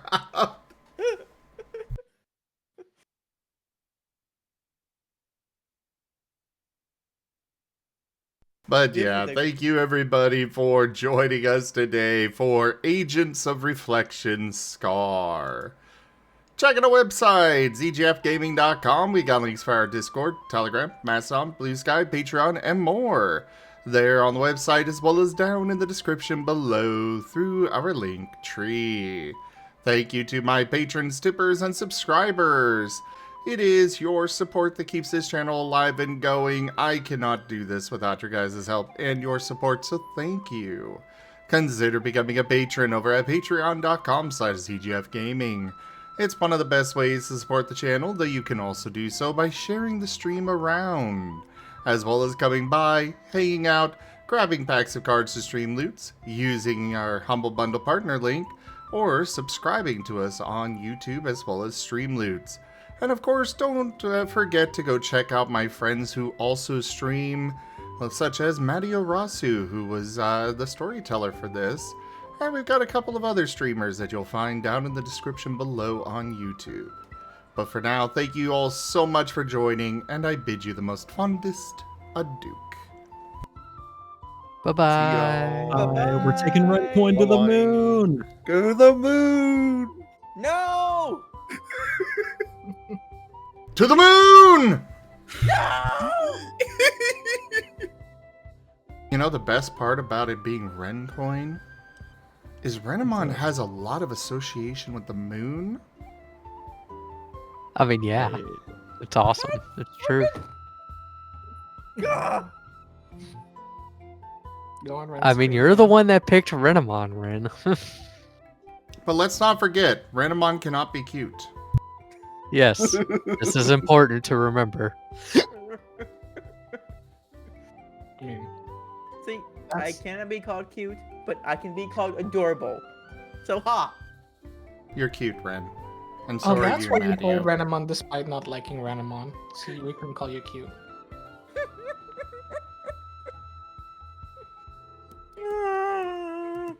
Anyways, thanks again for joining.